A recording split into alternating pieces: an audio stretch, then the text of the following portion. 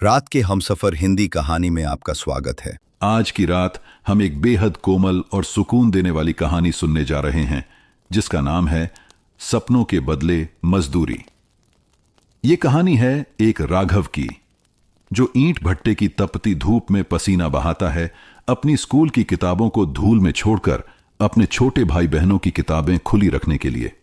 यह सिर्फ एक कहानी नहीं, ये उन अधूरी नींदों और पूरे हुए सपनों का किस्सा है जहां बचपन खेल के मैदान में नहीं बल्कि मेहनत की गंध वाले हाथों में बीतता है। जैसे जैसे आप इस कहानी में आगे बढ़ेंगे, आप महसूस करेंगे कि सपनों की कीमत सिर्फ पैसों से नहीं बल्कि हिम्मत और कुर्बानी से चुकाई जाती है, और शायद आपकी थकी हुई आंखें भी धीरे धीरे भारी होने लगेंगी। दिल में एक अनकहा सा सुकून भर जाएगा। अगर ऐसी मीठी नींद लाने वाली कहानियां आपके दिल को छू जाती हैं तो चैनल को जरूर सब्सक्राइब कीजिए। यहां हर 2 दिन में एक नई कहानी आती है जो आपको सपनों की दुनिया में ले जाती है। तो बताइए, आप किस शहर से सुन रहे हैं और आपकी घड़ी में अभी कितने बजे हैं?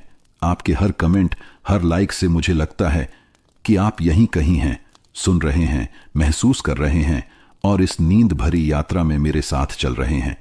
अब रोशनी धीमी कर लीजिए, पंखे की हल्की सी आवाज को सुनिए और धीरे धीरे आंखें बंद कर लें, क्योंकि अब हम चल पड़ते हैं उस धूल भरे रास्ते पर जहां एक राघव अपने सपनों को गिरवी रखकर अपने भाई बहनों के सपनों को आजाद करता है। गांव की सुबह हमेशा जल्दी होती है, लेकिन राघव के लिए वह और भी जल्दी आ जाती थी।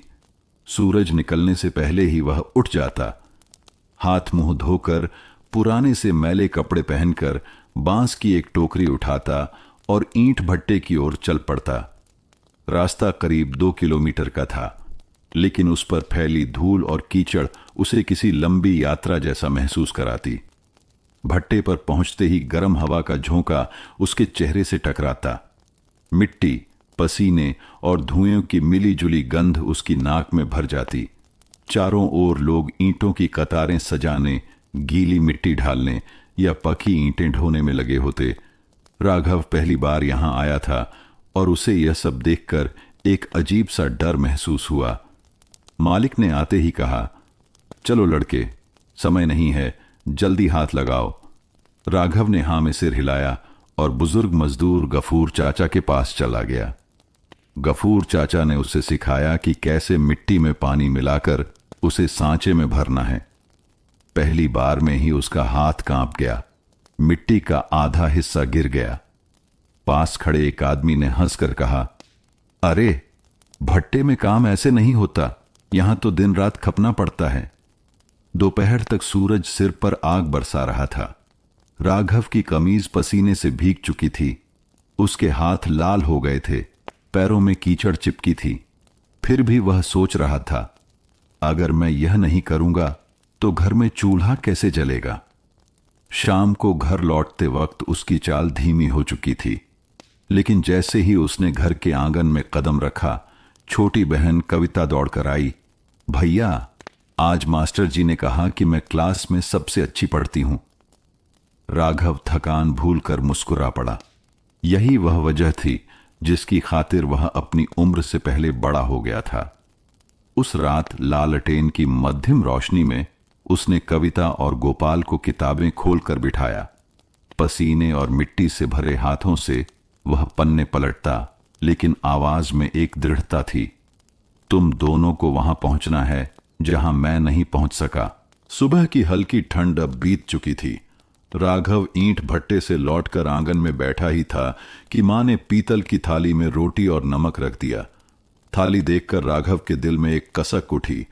न सब्जी, न दाल, सिर्फ सूखी रोटी और साथ में थोड़ा सा नमक।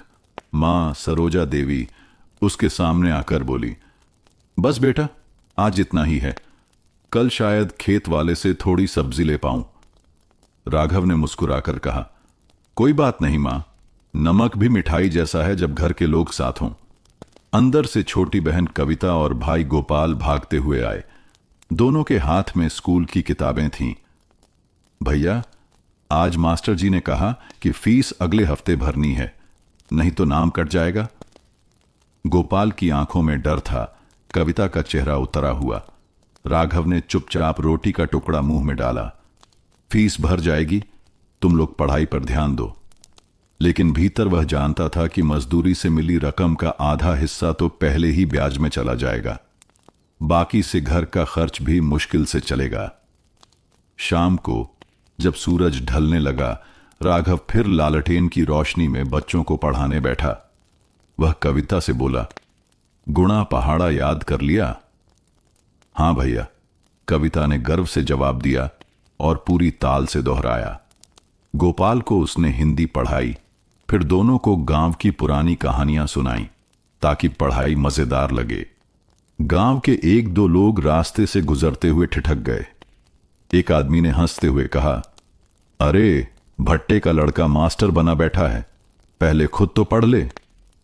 दूसरा बोला, छोड़ो भाई, इसकी मेहनत बेकार जाएगी, गरीब के बच्चे पढ़कर भी क्या करेंगे। राघव ने कोई जवाब नहीं दिया। उसने लालटेन की लौ थोड़ी तेज कर दी और बच्चों से कहा, तुम बस पढ़ते रहो, दुनिया क्या कहती है वो उसकी समस्या है। रात को मां के साथ चारपाई पर लेटे लेटे वह बोला, मां, अगर मैं पढ़ाई जारी रख पाता तो क्या मैं भी मास्टर बन सकता था? मां ने उसकी पेशानी पर हाथ फेरते हुए कहा, हां बेटा जरूर, लेकिन तू जो कर रहा है उससे तू उनसे भी बड़ा आदमी बनेगा। राघव की आंखें छत की ओर टिक गईं। वह सोच रहा था, मेरा सपना शायद पूरा न हो, लेकिन इनके सपने, इन्हें मैं मरते दम तक नहीं टूटने दूंगा। दिन का सूरज भट्टे की दीवारों पर मानो आग बरसा रहा था। राघव के माथे से पसीने की धाराएं बह रही थीं। मिट्टी गूंथते गूंथते उसकी हथेलियां लाल हो चुकी थीं। गफूर चाचा पास आकर बोले, बेटा जरा आराम कर ले, ये काम पत्थर जैसा है, आदमी को थका देता है। राघव ने सिर हिलाया, चाचा अगर रुक जाऊं तो मजदूरी कम हो जाएगी। चाचा ने उसकी पीठ थपथपाई, तू अलग मिट्टी का बना है राघव। शाम को घर लौटते ही मां ने रसोई में आवाज दी, राघव आज खेत वाले भैया ने थोड़ी मूली दी है, रोटी के साथ खा लेना। राघव मुस्कुराया, मां आज दावत है। खाना खाकर उसने एक पुरानी लकड़ी की चौकी पर लालटेन रखी और बच्चों को बुलाया। कविता और गोपाल दौड़ते हुए आए। उनके हाथों में किताबें थीं। कविता ने पूछा, भैया आज हम क्या पढ़ेंगे? राघव ने हंसते हुए कहा, आज हम गणित और एक कहानी दोनों पढ़ेंगे, पहले पढ़ाई फिर कहानी। लालटेन की रोशनी पीली पड़ रही थी। राघव ने गोपाल को पहाड़ा याद कराया। 2 दूनी 4, 2 तिया 6। गोपाल कभी अटक जाता तो कविता तुरंत बोल देती। राघव ने डांटने के बजाय हंसते हुए कहा, अरे ये तो अच्छा है, बहन भाई को पढ़ा रही है। गांव के कुछ बच्चे भी धीरे धीरे वहां आने लगे। रामलाल का बेटा, जो दिन में चरवाहा था, कोने में बैठकर सुनता रहा। राघव ने उसे बुलाया, तू भी पढ़ ले, कोई फीस नहीं है। लड़का पहले झिझका फिर बैठ गया। रात के सन्नाटे में उस छोटे से आंगन में एक अजीब सी ऊर्जा थी। बच्चों की मासूम आवाजें, लालटेन की टिमटिमाती लौ और राघव के चेहरे पर चमक। लेकिन बाहर से गुजरते कुछ आदमी हंसते हुए बोले, अरे ये तो पागल हो गया है, दिन में ईंट ढोता है, रात में मास्टर बनता है। दूसरे ने कहा, गरीब के बच्चों को पढ़ाई से क्या मिलेगा, खेत में ही काम करना पड़ेगा। राघव ने उनकी तरफ देखा भी नहीं। वह बच्चों से बोला, याद रखो, पढ़ाई तुम्हें वहां ले जाएगी जहां मेहनत अकेली नहीं पहुंचा सकती। जब पढ़ाई खत्म हुई तो कविता ने धीमे स्वर में कहा, भैया क्या हम बड़े होकर शहर में पढ़ सकते हैं? राघव ने उसकी आंखों में झांकते हुए जवाब दिया, हां, और मैं तुम्हें वहां तक पहुंचाने के लिए हर दिन यह लालटेन जलाता रहूंगा।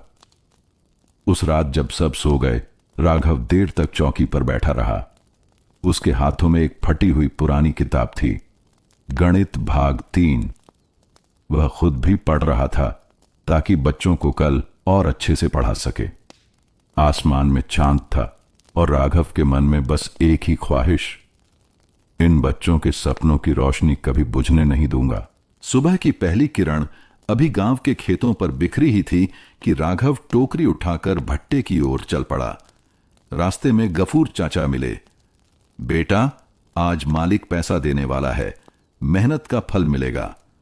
राघव के चेहरे पर हल्की मुस्कान आ गई। पिछले 3 हफ्तों से उसने दिन रात एक कर दिया था। भट्टे पर मालिक चौधरी रामपाल मोटा सा बही खाता खोलकर बैठा था। मजदूरों की लंबी लाइन लगी थी। जब राघव की बारी आई तो चौधरी ने उंगली से हिसाब लगाया और कहा, तेरे नाम पर 200 रुपये बनते हैं, लेकिन तूने 2 दिन छुट्टी ली थी तो 900 दे रहा हूं। राघव चौंक गया। साहब, मैंने छुट्टी नहीं ली, बस एक दिन पिता की तबीयत खराब थी और उस दिन भी आधा दिन काम किया था। चौधरी ने आंखें तरेर कर कहा, देख लड़के, यहां ज्यादा सवाल मत कर, जो मिल रहा है ले या छोड़ दे। पीछे से एक मजदूर फुसफुसाया, बहस करेगा तो अगली बार और काट लेगा। राघव का खून खौल उठा, लेकिन उसने चुपचाप पैसे जेब में रख लिए। 900 रुपये में से 500 रुपये तो सीधे कर्ज चुकाने में जाने थे। बाकी से महीने का राशन कैसे चलेगा, वह सोचकर ही उसका मन भारी हो गया। शाम को घर लौटा तो मां ने पूछा, कितना मिला बेटा? राघव ने पैसे उसके हाथ में रख दिए। मां ने गिनते ही समझ लिया कि रकम कम है। इतना ही? क्या मालिक ने? राघव ने बीच में ही रोक दिया। मां, छोड़ो, मुझे बस इतना समझ में आ गया कि हमें मेहनत के साथ हक भी मांगना पड़ेगा। रात को लालटेन जलाकर जब बच्चों को पढ़ाने बैठा तो वह थका हुआ था, लेकिन उसकी आवाज में एक नई सख्ती थी। गोपाल, याद रखो, जिंदगी में किसी को तुम्हारा हक छीनने मत देना, और अगर कोई छीने तो उसे वापस लेने का हौसला रखना। कविता ने मासूमियत से पूछा, भैया, हक क्या होता है? राघव ने उसकी आंखों में देखकर कहा, जो तुम्हारी मेहनत से बनता है वही तुम्हारा हक है। उस रात राघव देर तक सो नहीं सका।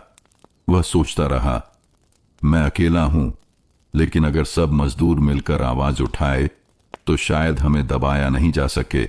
सर्दी की ठिठुरन बढ़ चुकी थी। सुबह उठते ही राघव ने देखा कि पिता रामलाल चारपाई पर कांप रहे हैं। मां ने घबरा कर कहा, बुखार बहुत तेज है बेटा, गांव के वैद्य को बुला ला। राघव दौड़कर वैद्य हरिनारायण के घर पहुंचा। वैद्य ने नब्ज देखी, माथा टटोला और गंभीर स्वर में कहा, बुखार तो है ही, सीने में भी बलगम जम गया है। दवा दे दूंगा, लेकिन 500 रुपये लगेंगे। राघव के पास सिर्फ 200 रुपये थे। उसने हाथ जोड़कर कहा, बाकी मजदूरी मिलने पर दे दूंगा, अभी बस दवा दे दीजिए। वैद्य ने लंबी सांस ली और दवा का छोटा सा पैकेट थमा दिया। ठीक है, लेकिन हफ्ते भर में पैसे दे देना। पिता का बुखार 3 दिन में थोड़ा कम हुआ, लेकिन कमजोरी इतनी बढ़ गई कि वह फिर से खेतों में काम करने लायक नहीं रहे। घर की सारी जिम्मेदारी अब पूरी तरह राघव पर आ गई थी। शाम को भट्टे पर मालिक के पास गया। साहब, थोड़े पैसे उधार चाहिए, पिता बीमार हैं। चौधरी रामपाल ने तिरछी नजर से देखा। उधार मिलेगा, लेकिन ब्याज 10% लगेगा और मजदूरी से कटेगा। राघव जानता था कि यह शोषण है, पर मजबूरी उससे भी बड़ी थी। उसने सिर झुका लिया। ठीक है साहब। घर लौटते वक्त वह रास्ते में गफूर चाचा से मिला। बेटा, कर्ज लेने से सावधान रहना, यह जाल है, जितना फंसोगे उतना निकलना मुश्किल होगा। राघव ने धीमे स्वर में कहा, चाचा, मुझे पता है, लेकिन जब घर में कोई भूखा हो तो जाल और रस्सी में फर्क नहीं रह जाता। उस रात खाना खाते समय मां ने धीरे से कहा, राघव, तेरी भी उम्र है पढ़ने की, खेलने की, और तू ये सब उठा रहा है। राघव ने मुस्कुराकर जवाब दिया, मां, अभी मेरा खेल यही है, तुम्हें और इन बच्चों को संभालना। दवा, कर्ज और मजदूरी के बोझ तले भी उसने रात की पाठशाला नहीं छोड़ी। लालटेन के नीचे कविता को कविता लिखना सिखाते हुए बोला, देख, जब तक ये रोशनी जल रही है उम्मीद जिंदा है। गोपाल ने पूछा, अगर लालटेन बुझ गई तो? राघव ने उसकी पीठ थपथपाई, तब हम खुद रोशनी बनेंगे। उसकी आंखों में एक अजीब सी चमक थी, थकी हुई, लेकिन बुझी नहीं। उसे नहीं पता था कि आगे के दिन और भी कठिन आने वाले हैं। सुबह जब राघव भट्टे से लौट रहा था, रास्ते में कविता भागती हुई मिली। उसके हाथ में एक पर्ची थी। भैया, ये देखो, स्कूल से मिली है। लिखा है कि परीक्षा अगले हफ्ते से है, लेकिन फीस और किताबें भरनी होंगी, नहीं तो मैं नहीं बैठ पाऊंगी। राघव ने पर्ची देखी। कुल 300 रुपये की जरूरत थी। उसके मन में तुरंत हिसाब किताब घूमने लगा। 900 रुपये मजदूरी में मिलते हैं, 500 कर्ज में जाते हैं, 200 घर के राशन में, बाकी बचते हैं सिर्फ 200। कहां से आएंगे बाकी के 100 रुपये और किताबों के पैसे? उस दिन उसने भट्टे पर काम खत्म होने के बाद खुद मालिक से कहा, साहब, अगर रात में भी काम करूं तो मजदूरी बढ़ जाएगी क्या? चौधरी रामपाल ने आंखें सिकोड़कर कहा, बढ़ जाएगी, लेकिन रात का काम मुश्किल है। ईंटें पकानी होती हैं, भट्ठी की आग संभालनी पड़ती है। राघव ने बिना सोचे जवाब दिया, कर लूंगा साहब, मुझे पैसों की जरूरत है। 2 रातें उसने भट्ठी के पास बिताई। गर्मी इतनी थी कि पसीना आंखों में चुभता था। नींद बार बार आती, लेकिन वह जागता रहा। गफूर चाचा ने कहा, बेटा, ऐसे जलते रहोगे तो सेहत बिगड़ जाएगी। राघव ने थकी आंखों से मुस्कुराया, चाचा, यह आग मेरी थकान नहीं जलाती, मेरे डर को जलाती है। डर कि मेरे भाई बहन पढ़ नहीं पाएंगे। परीक्षा के दिन कविता साफ सुथरे कपड़ों में, हाथ में किताबें लिए स्कूल गई। राघव ने दूर से उसे जाते हुए देखा। उसकी चाल में आत्मविश्वास था। गोपाल भी खुशी से बोला, भैया, मेरी बारी कब आएगी? राघव ने कहा, बहुत जल्दी गोपाल, बहुत जल्दी। 2 हफ्ते बाद रिजल्ट आया। कविता पूरे स्कूल में दूसरी आई थी। गांव के मास्टर जी खुद घर आए और बोले, बेटा, तुम्हारी बहन होनहार है, इसे आगे अच्छे स्कूल में भेजना चाहिए। मां की आंखों में आंसू थे। ये सब तेरी मेहनत का फल है राघव। गांव के कुछ लोग जो पहले ताना मारते थे, अब कह रहे थे, भट्टे वाले लड़के ने कमाल कर दिया, बहन को इतना आगे पहुंचा दिया। राघव ने बस एक बात सोची, मेरे लिए यह सिर्फ रिजल्ट नहीं, यह मेरे सपने की पहली सीढ़ी है।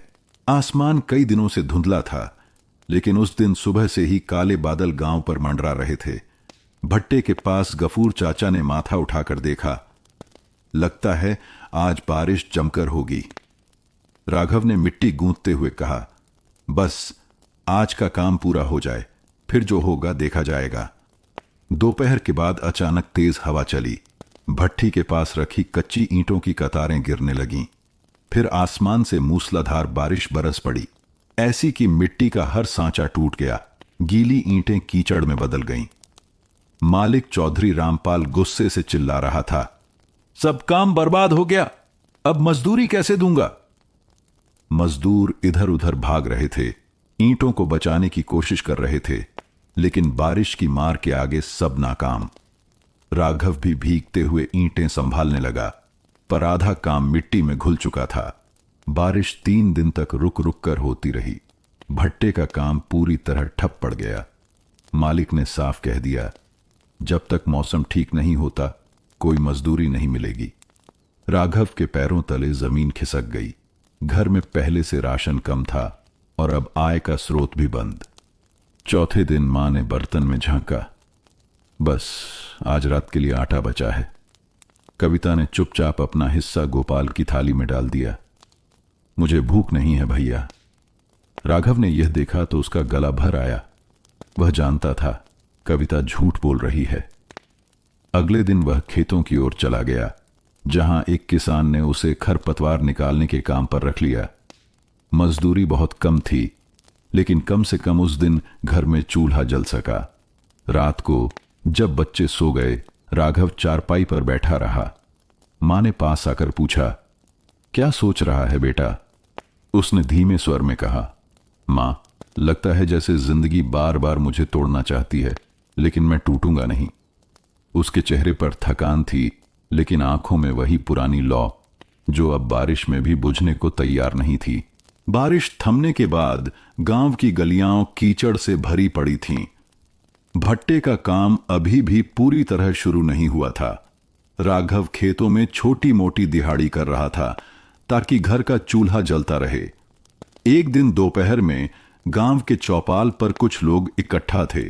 2-3 अनजान चेहरे भी थे, साफ कपड़े पहने, हाथ में फाइलें और बैग। गांव के प्रधान ने ऐलान किया, ये लोग शहर से आए हैं मजदूरों और बच्चों की पढ़ाई में मदद करने के लिए। ये एक संस्था है, एनजीओ। राघव भी भीड़ में खड़ा था। संस्था की एक युवती अनामिका दीदी बोली, हम उन बच्चों को पढ़ाना चाहते हैं जो स्कूल नहीं जा पाते और मजदूरों को उनके अधिकारों के बारे में बताना चाहते हैं। अगर कोई बच्चा पढ़ना चाहता है तो शाम को पंचायत भवन में आ सकता है। राघव का दिल धड़क उठा। शाम को वह कविता और गोपाल को लेकर पंचायत भवन पहुंचा। वहां 5-6 और बच्चे थे। अनामिका दीदी ने उन्हें रंग बिरंगी किताबें और कॉपियां दी। ये किताबें तुम्हारी हैं, इन्हें घर ले जा सकते हो। कविता ने किताब को ऐसे पकड़ा जैसे कोई खजाना मिल गया हो। गोपाल पन्ने पलटते हुए बोला, भैया इसमें तो रंगीन तस्वीरें भी हैं। क्लास के बाद अनामिका दीदी ने राघव से बात की, तुम पढ़े लिखे लगते हो, क्या तुम बच्चों को पढ़ाने में हमारी मदद करोगे? राघव ने हिचकिचाते हुए कहा, मैंने 10वीं से आगे नहीं पढ़ा, फिर भी कोशिश कर सकता हूं। दीदी मुस्कुराई, हमें कोशिश करने वाले लोग ही चाहिए।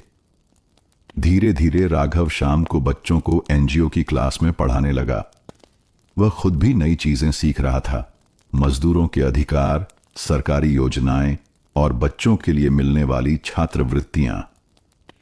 गफूर चाचा ने भी एक दिन कहा, बेटा तू सिर्फ अपने घर के लिए नहीं, पूरे गांव के लिए रोशनी बन रहा है।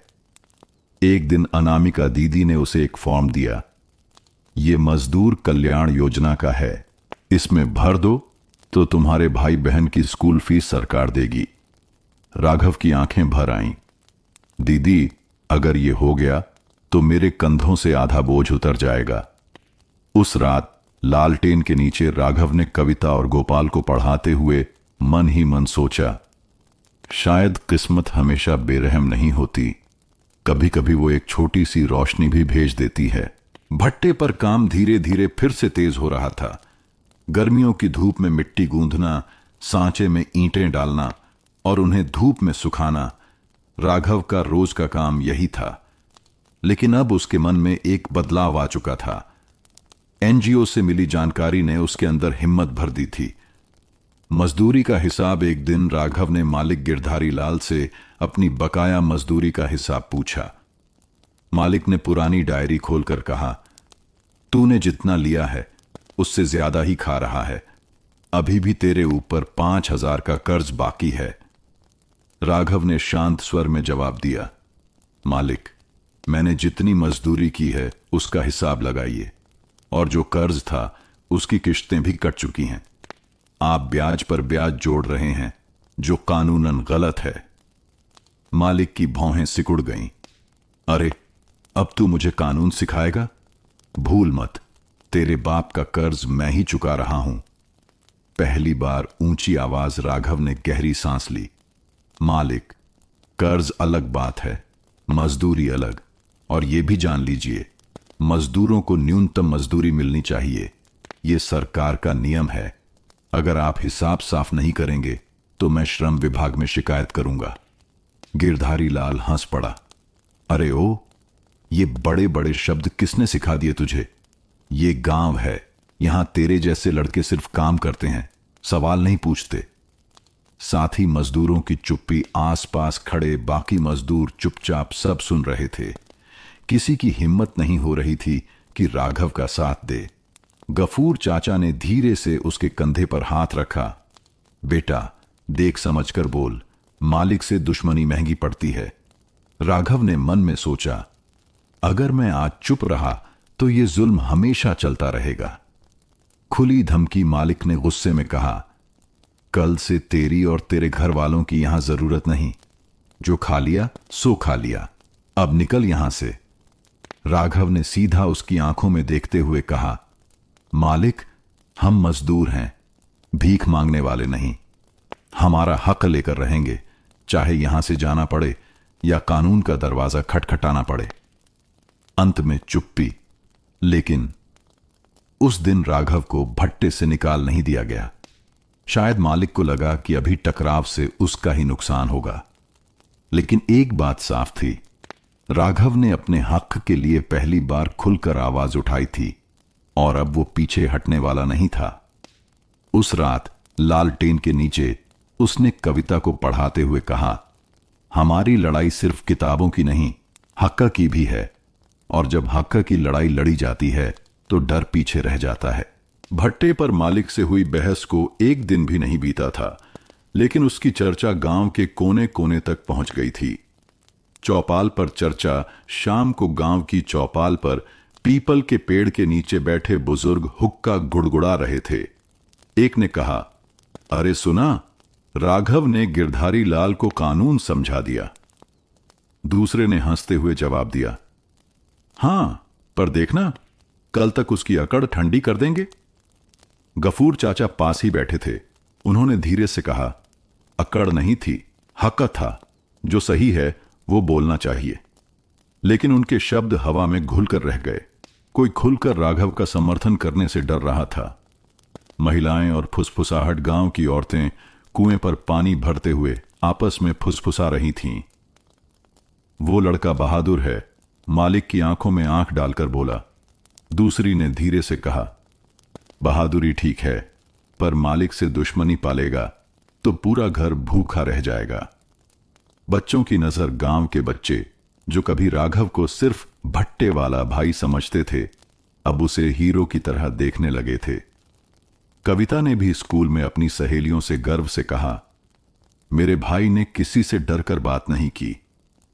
मालिक की चाल गिरधारी लाल ने अपनी चाल चलनी शुरू कर दी थी। उसने कुछ लोगों को चुपचाप कह दिया, राघव को काम मत देना, ये लड़का मजदूरों में बगावत फैलाएगा। गांव के 2-3 दबंग लोगों को पैसे भी पकड़ा दिए ताकि वो राघव पर नजर रखें। समर्थन और विरोध एक ओर, गांव के कुछ लोग चुपचाप राघव की हिम्मत की सराहना कर रहे थे। आज तक कोई मालिक के सामने यूं नहीं बोला। दूसरी ओर कुछ लोग डर और लालच में मालिक के साथ खड़े थे। अरे, लड़का बिगड़ गया है, इसे सबक सिखाना पड़ेगा। रात की सलाह उस रात गफूर चाचा उसके घर आए। बेटा, तूने जो किया सही किया, लेकिन अब तुझे संभल कर रहना होगा। ये लोग सीधे नहीं मानेंगे, कभी कभी हक पाने के लिए चालाकी भी करनी पड़ती है। राघव ने दृढ़ स्वर में कहा, चाचा, मैं पीछे नहीं हटूंगा। अगर डर गया तो ये लड़ाई कभी जीती नहीं जाएगी। उस दिन के बाद राघव को महसूस होने लगा कि गांव की हवा बदल चुकी है। लोग उसके बारे में बात कर रहे थे। कुछ आंखों में सम्मान था तो कुछ में छुपा हुआ डर और ईर्ष्या भी। सुबह का समय था। राघव ईंट भट्टे की ओर जा रहा था, लेकिन उसे महसूस हुआ कि कुछ लोग पीछे पीछे चल रहे हैं। कदमों की आहट, धीमी धीमी फुसफुसाहट। उसका दिल कह रहा था, यह सामान्य नहीं है। चेतावनी भट्टे पर पहुंचते ही काले मटमैले कपड़ों में एक बूढ़ी औरत उसके पास आई। उसकी आंखों में चिंता थी। बेटा, तुझे देख लिया है उन लोगों ने। कल रात चौपाल पर तेरे नाम की बुरी बातें हो रही थीं। कह रहे हैं तेरे साथ कुछ कर देंगे ताकि दूसरों को सबक मिले। राघव ने हल्की मुस्कान दी। मां, मैं डरने वालों में से नहीं हूं। लेकिन अंदर से उसका दिल भारी हो गया। टूटा हुआ तख्ता। उस दिन दोपहर में राघव काम से लौटा तो देखा घर के दरवाजे पर रखा लकड़ी का तख्ता टूटा पड़ा है। कविता डरकर बोली, भैया, कोई रात में आया था। दरवाजा खटखटाया, फिर ये तोड़कर चला गया। गफूर चाचा को पता चला तो उन्होंने समझाया, ये इशारा है बेटा कि तू संभल जा। ये लोग पहले डराते हैं, फिर चोट पहुंचाते हैं। गांव के बीच धमकी। अगले दिन गांव के बीच से गुजरते हुए 2 दबंग लड़कों ने रास्ता रोक लिया। एक ने ताने से कहा, अरे भट्टे वाले वीर, ज्यादा कानून मत पड़ा कर, वरना तेरे हाथ पांव भी वैसे ही टूटेंगे जैसे तेरे दरवाजे का तख्ता टूटा था। राघव ने सीधे उनकी आंखों में देखा। धमकी देना आसान है, पर किसी का हक छीनना आसान नहीं होगा। लड़के उसकी हिम्मत देखकर झेंप गए, पर जाते जाते खामोशी में यह साफ था, ये लड़ाई अब निजी हो चुकी थी। एक अनदेखी परछाई उस रात राघव जब घर के बाहर पानी भरने गया तो उसे खेत के किनारे एक परछाई खड़ी दिखी। वो दूर से उसे देख रही थी, जैसे इंतजार कर रही हो कि वो कुछ करे। राघव ने जोर से आवाज दी, कौन है? लेकिन परछाई तुरंत अंधेरे में गायब हो गई। चाचा की सलाह गफूर चाचा फिर आए, बेटा अब वक्त आ गया है कि तू सिर्फ बोलकर नहीं, कुछ ठोस करके दिखा। मालिक को लगता है कि तेरा डर तोड़ देगा, तू उसे अपने काम से जवाब दे। राघव ने मन ही मन ठान लिया, अब यह सिर्फ जीविका की लड़ाई नहीं, सम्मान की जंग है। यह पहला खतरा था जो आने वाले तूफान की सिर्फ आहट भर था। बेचैन रात उस रात राघव करवटें बदलता रहा। दिमाग में सिर्फ एक ही सवाल घूम रहा था, कब तक सिर्फ सहता रहूं? उसने तय कर लिया कि अब डर को हथियार नहीं बनने देगा। गफूर चाचा से गुप्त बातचीत सुबह होते ही राघव गफूर चाचा के घर पहुंचा। चाचा ने दरवाजा बंद करके कहा, बोल बेटा, क्या सोच रहा है? राघव बोला, चाचा, मालिक की ताकत पैसे में है और मजदूरों की ताकत उनकी एकता में। अगर हम सब मिल जाएं तो कोई हमें नहीं हरा सकता। गफूर चाचा मुस्कुराए, बात तो सही है, पर एकता बनाना आसान नहीं। लोग डरते हैं, उन्हें विश्वास दिलाना होगा। पहला कदम विश्वास बनाना। राघव ने भट्टे पर काम करने वालों से छोटी छोटी बातें शुरू की। कभी उनके बच्चों का हाल पूछता, कभी चुपके से किसी की मदद कर देता। धीरे धीरे लोग उससे खुलने लगे। वो समझ गया, लोगों को सिर्फ नेता नहीं, अपना साथी चाहिए। दूसरा कदम गुप्त बैठक। एक शाम जब सूरज ढल चुका था, राघव ने भट्टे के पीछे पुराने गोदाम में 5 भरोसेमंद मजदूरों को बुलाया। वहां मिट्टी का एक दिया जलाकर उसने कहा, ये रोशनी हमारी उम्मीद है। हम अपने बच्चों के सपनों के लिए लड़ेंगे, किसी का हक छीनेगा नहीं। सबने हाथ उठाकर साथ देने की कसम खाई। तीसरा कदम जानकारी इकट्ठा करना। राघव को मालूम था कि सिर्फ जोश से लड़ाई नहीं जीती जाती। उसने मालिक के पुराने मजदूरी रिकॉर्ड देखे, गांव के बुजुर्गों से सुनी कहानियों में गुम पुराने कानून ढूंढे। उसे ऐसे सबूत मिलने लगे जो साबित कर सकते थे कि मालिक मजदूरों के साथ अन्याय कर रहा है। कविता का डर। घर आकर उसने ये बातें कविता को बताईं। कविता घबरा गई। भैया, अगर उन्हें पता चल गया तो हमारे साथ कुछ भी हो सकता है। राघव ने उसका कंधा पकड़कर कहा, डर से भागेंगे तो सारी जिंदगी भागते रहेंगे। छुपा हुआ खतरा, लेकिन राघव को नहीं पता था। गांव का एक आदमी उसकी सारी योजना चुपके से मालिक तक पहुंचा रहा था। वो मालिक के दरबार में बैठा हंस रहा था। साहब, वो लड़का आपके खिलाफ लोग इकट्ठा कर रहा है। मालिक ने बस इतना कहा, ठीक है, अब देखता हूं उसकी रणनीति कितनी चलती है। यह रणनीति की शुरुआत थी, पर असली टकराव अभी बाकी था। सुबह का तूफान। उस दिन सुबह भट्टे पर अजीब सा माहौल था। हवा में तनाव था। मजदूर धीरे धीरे काम कर रहे थे और मालिक का आदमी चारों तरफ नजर रख रहा था। अचानक मालिक की जीप आकर रुकी। दरवाजा खुला और मालिक भारी कदमों से उतरा। उसके चेहरे पर तिरस्कार भरी मुस्कान थी। पहला बार मालिक ने जोर से आवाज लगाई, राघव, सामने आ। राघव ने ईंट का टुकड़ा रखा और उसकी तरफ बढ़ा। मालिक ने कहा, सुना है तू लोगों को भड़काता फिर रहा है, कानून की बातें करता है। भूल मत, ये भट्टा मेरा है और यहां की हवा भी मेरी इजाजत से चलती है।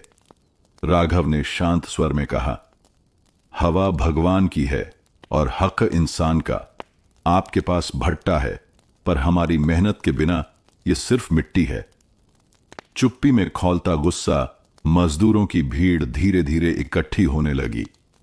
कोई कुछ नहीं बोला, लेकिन सबकी आंखें राघव पर टिकी थीं। मालिक को यह बात चुभ गई। वो जानता था, अगर डर टूटा तो उसकी ताकत खत्म। दूसरा बार मालिक ने पास खड़े अपने गुर्गे को इशारा किया। वो आगे बढ़ा और राघव की कॉलर पकड़कर बोला, ज्यादा बोलने लगा है। राघव ने उसकी पकड़ हटाई और कहा, मारना है तो मार लो, पर सच को दबा नहीं सकते। मजदूरों की प्रतिक्रिया। गफूर चाचा ने आगे बढ़कर कहा, मालिक, हम सिर्फ इतना चाहते हैं कि मजदूरी वक्त पर मिले और बच्चों को काम पर न लगाया जाए। कुछ और मजदूर भी बोल उठे, हां, हम भी यही चाहते हैं। माहौल गर्म होना। मालिक की आंखों में गुस्से की लपटें थीं। वो गरजा, ठीक है, जो मेरे खिलाफ जाएगा उसे भट्टे से बाहर कर दूंगा। भीड़ में हलचल मच गई। कुछ लोग डर के मारे पीछे हटे, लेकिन राघव वहीं खड़ा रहा। राघव का ऐलान। राघव ने ऊंची आवाज में कहा, अगर हमें बाहर करना है तो कर दीजिए, पर याद रखिए, मजदूरों के बिना आपका भट्टा नहीं चलेगा। हम मेहनत करते हैं, हक अभी हमारा है। अंत में मौन। कुछ पल के लिए पूरा भट्टा शांत हो गया। मालिक ने सिर्फ इतना कहा, देख लूंगा तुझे। वो जीप में बैठा और चला गया, पर जाते जाते उसकी नजर में एक अनकहा खतरा था। अब लड़ाई खुल चुकी थी। डर का पर्दा हट चुका था, पर आने वाले दिन और खतरनाक होने वाले थे। बेचैनी भरी रात। उस रात भट्टे पर किसी ने ढंग से नींद नहीं ली। हवा में डर घुला हुआ था। लोग सोच रहे थे कि मालिक कल क्या करेगा। कहीं उन्हें भट्टे से निकाल न दे, कहीं मजदूरी रोक न दे। राघव चुपचाप अपने झोपड़े में बैठा था। छोटे भाई बहन पास सोए थे। वो उनके मासूम चेहरों को देख रहा था और उसके मन में एक ही बात थी, अब पीछे हटना नामुमकिन है। मजदूरों की फुसफुसाहट सुबह होते ही मजदूर काम पर तो आ गए, लेकिन आपस में धीमी धीमी बातें कर रहे थे। यार, राघव की बात तो सही है, पर मालिक से टकराना खतरनाक है। अगर हमें निकाल दिया तो बच्चों का पेट कैसे भरेगा? गफूर चाचा ने राघव को आकर कहा, बेटा, तेरी हिम्मत काबिले तारीफ है, लेकिन सबको डर लग रहा है। डर तो मुझे भी लग रहा है। राघव की सोच। राघव ने महसूस किया कि सिर्फ गुस्से और टकराहट से कुछ नहीं होगा। जरूरी है कि मजदूरों को भरोसा दिलाया जाए कि उनके साथ खड़े होने वाले लोग भी हैं। उम्मीद की किरण। दोपहर को भट्टे पर एक अनजाना आदमी आया। उसके पास कागजों से भरा बैग था। उसने राघव को अलग ले जाकर कहा, मैं मजदूर संघ से आया हूं, तुम्हारे बारे में सुना है। अगर तुम चाहो, हम तुम्हारे लिए कानूनी मदद का इंतजाम कर सकते हैं। राघव की आंखों में चमक आ गई। अगर आप सच में मदद करेंगे तो हम ये लड़ाई जीत सकते हैं। पहली बैठक शाम को। राघव ने मजदूरों को झोपड़ी के पास इकट्ठा किया। उसने सबको बताया, अब हम अकेले नहीं हैं, संघ हमारे साथ है। अगर हम सब साथ रहें तो मालिक भी हमें हिला नहीं पाएगा। डगमगाते मन कुछ लोग फिर भी चुप थे। कानून वून क्या करेगा? मालिक के पास ताकत और पैसे हैं।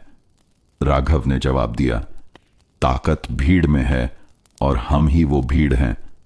छोटी जीत। रात तक माहौल थोड़ा बदल चुका था। कम से कम आधे मजदूर अब खुलकर राघव के साथ खड़े थे। बाकी अभी भी डर में थे, लेकिन राघव जानता था डर को तोड़ने में वक्त लगता है और उम्मीद धीरे धीरे जड़ पकड़ती है। धमकी भरा सन्नाटा। अगली सुबह भट्टे पर माहौल अजीब था। न कोई आवाज, न चहल पहल। सिर्फ मालिक की जीप धूल उड़ाती हुई अंदर आती दिखी। मालिक उतरते ही गरजा, जिसे काम करना है वो करे, और जिसे नेता बनना है वो अपना बोरिया बिस्तर बांधकर चला जाए। मजदूरी रोकने का ऐलान। उसने आगे कहा, कल से जब तक मैं न कहूं, किसी को मजदूरी नहीं मिलेगी, और अगर ज्यादा बोलोगे तो पुलिस में चोरी का केस डाल दूंगा। यह सुनते ही कई मजदूरों के चेहरे पीले पड़ गए। राघव ने देखा, डर फिर से लोगों की आंखों में लौट आया था। बच्चों का रोना। शाम होते होते मजदूरों के घरों में चूल्हे ठंडे पड़ गए। छोटे छोटे बच्चे रोटी मांग रहे थे। मां बाप बेबस होकर उन्हें पानी पिला रहे थे। गफूर चाचा की पोती रोते रोते सो गई। राघव का दिल फट गया। वो समझ गया, मालिक का वार बहुत गहरा है। संघ की वापसी। इसी बीच मजदूर संघ के वही व्यक्ति फिर आए। उन्होंने राघव से कहा, यह मालिक की पुरानी चाल है, पर अगर हम सामूहिक शिकायत दर्ज कराएं तो मजदूरी रोकना गैर कानूनी है।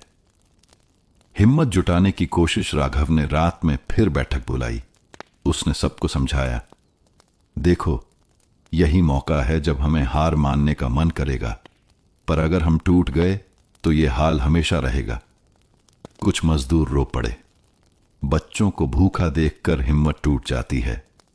राघव ने धीरे से कहा, मुझे भी दर्द होता है, पर लड़ाई जीतने के लिए पहले जंग लड़नी पड़ती है। गुप्त योजना संघ ने अगले दिन जिला श्रम अधिकारी के पास पूरी रिपोर्ट ले जाने का वादा किया, लेकिन राघव जानता था, जब तक कोई बड़ा कदम नहीं उठाया जाएगा, मालिक और दबंग होता जाएगा। उसने तय किया, वो सीधे मालिक से भिड़ेगा, लेकिन इस बार अकेले नहीं।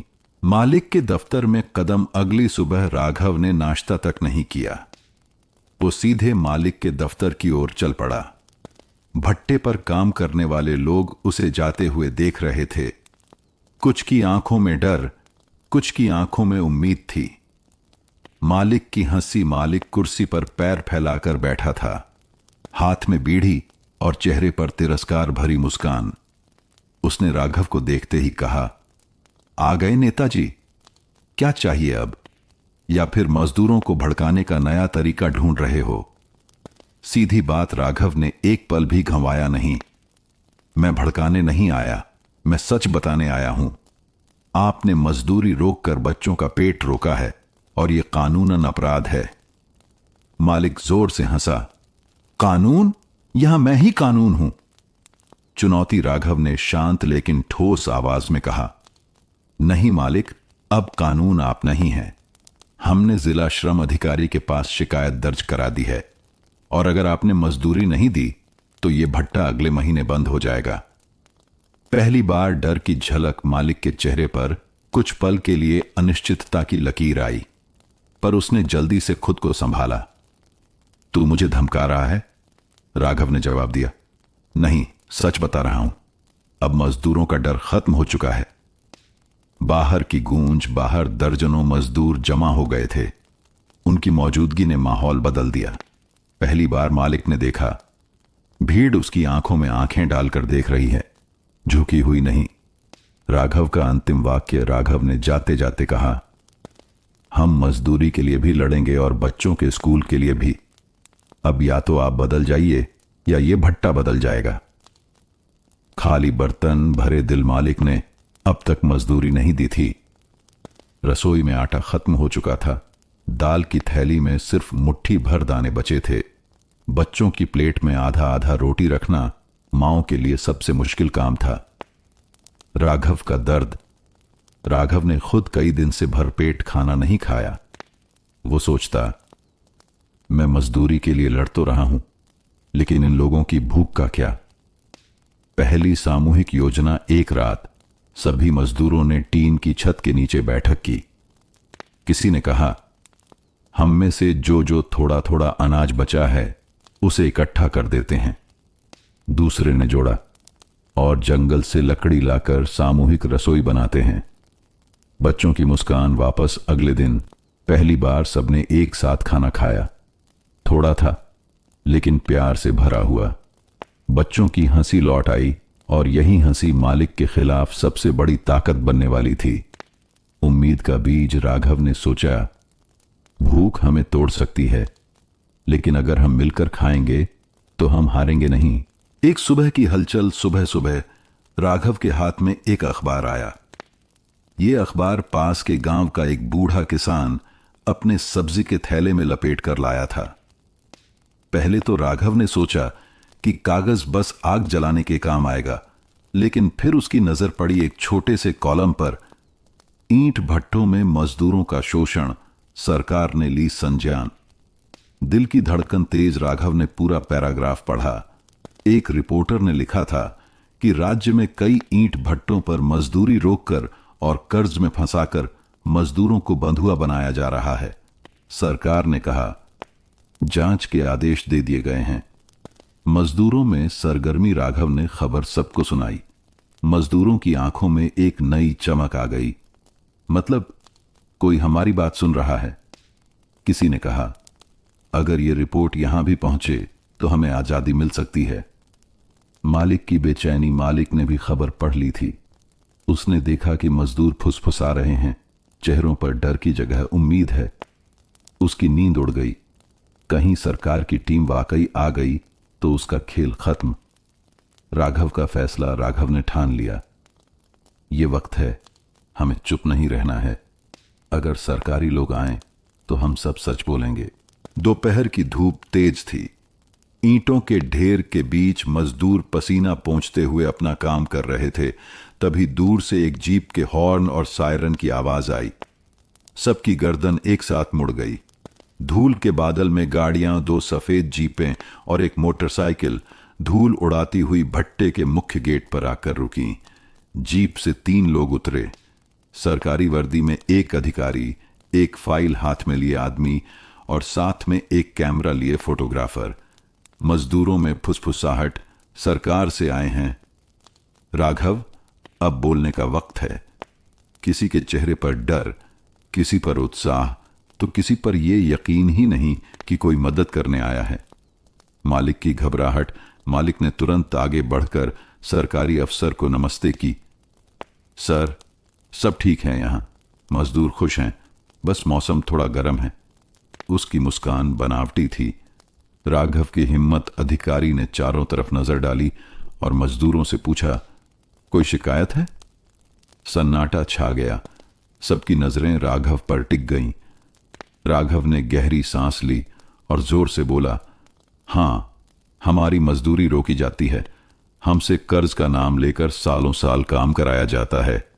सच की गूंज ये सुनते ही मजदूरों में एक लहर सी दौड़ गई। एक एक करके और लोग भी बोलने लगे, हमसे 12-12 घंटे काम कराया जाता है। पढ़ाई करने नहीं दिया जाता। कर्ज तो कब का चुका दिया, फिर भी बंधुआ बनाए रखा। कैमरे में कैद सच्चाई। फोटोग्राफर ने हर कोना, हर टूटे घर और हर मजदूर का चेहरा कैद किया। अधिकारी ने सब नोट किया। हम रिपोर्ट बनाएंगे और यहां की स्थिति पर तुरंत कार्रवाई होगी। मालिक का गुस्सा। सरकारी टीम के जाते ही मालिक ने राघव को घूरा। तूने गद्दारी की है। लेकिन राघव बिना डरे बोला, गद्दारी मैंने नहीं, तुमने की थी। हमसे, हमारे सपनों से। चुप्पी से पहले का तूफान। छापेमारी को 2 दिन बीत गए थे। भट्टे पर एक अजीब सी खामोशी थी। न कोई डांट, न झोर जबरदस्ती। लेकिन राघव के मन में यह खामोशी डर की तरह चुभ रही थी। वो जानता था कि मालिक कुछ न कुछ जरूर करेगा। आधी रात का दस्तक। एक रात जब सब मजदूर सो रहे थे, राघव के कमरे के बाहर भारी कदमों की आहट हुई।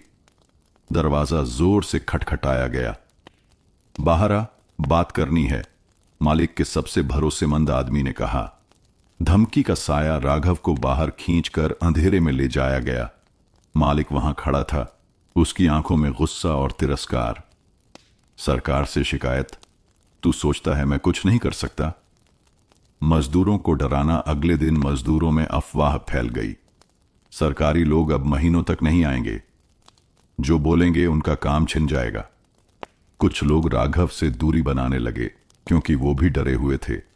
परिवार पर वार। मालिक ने चालाकी से राघव के घर खबर भेज दी कि अगर राघव भट्टा छोड़ देगा तो उनका बकाया कर्ज और बढ़ा दिया जाएगा।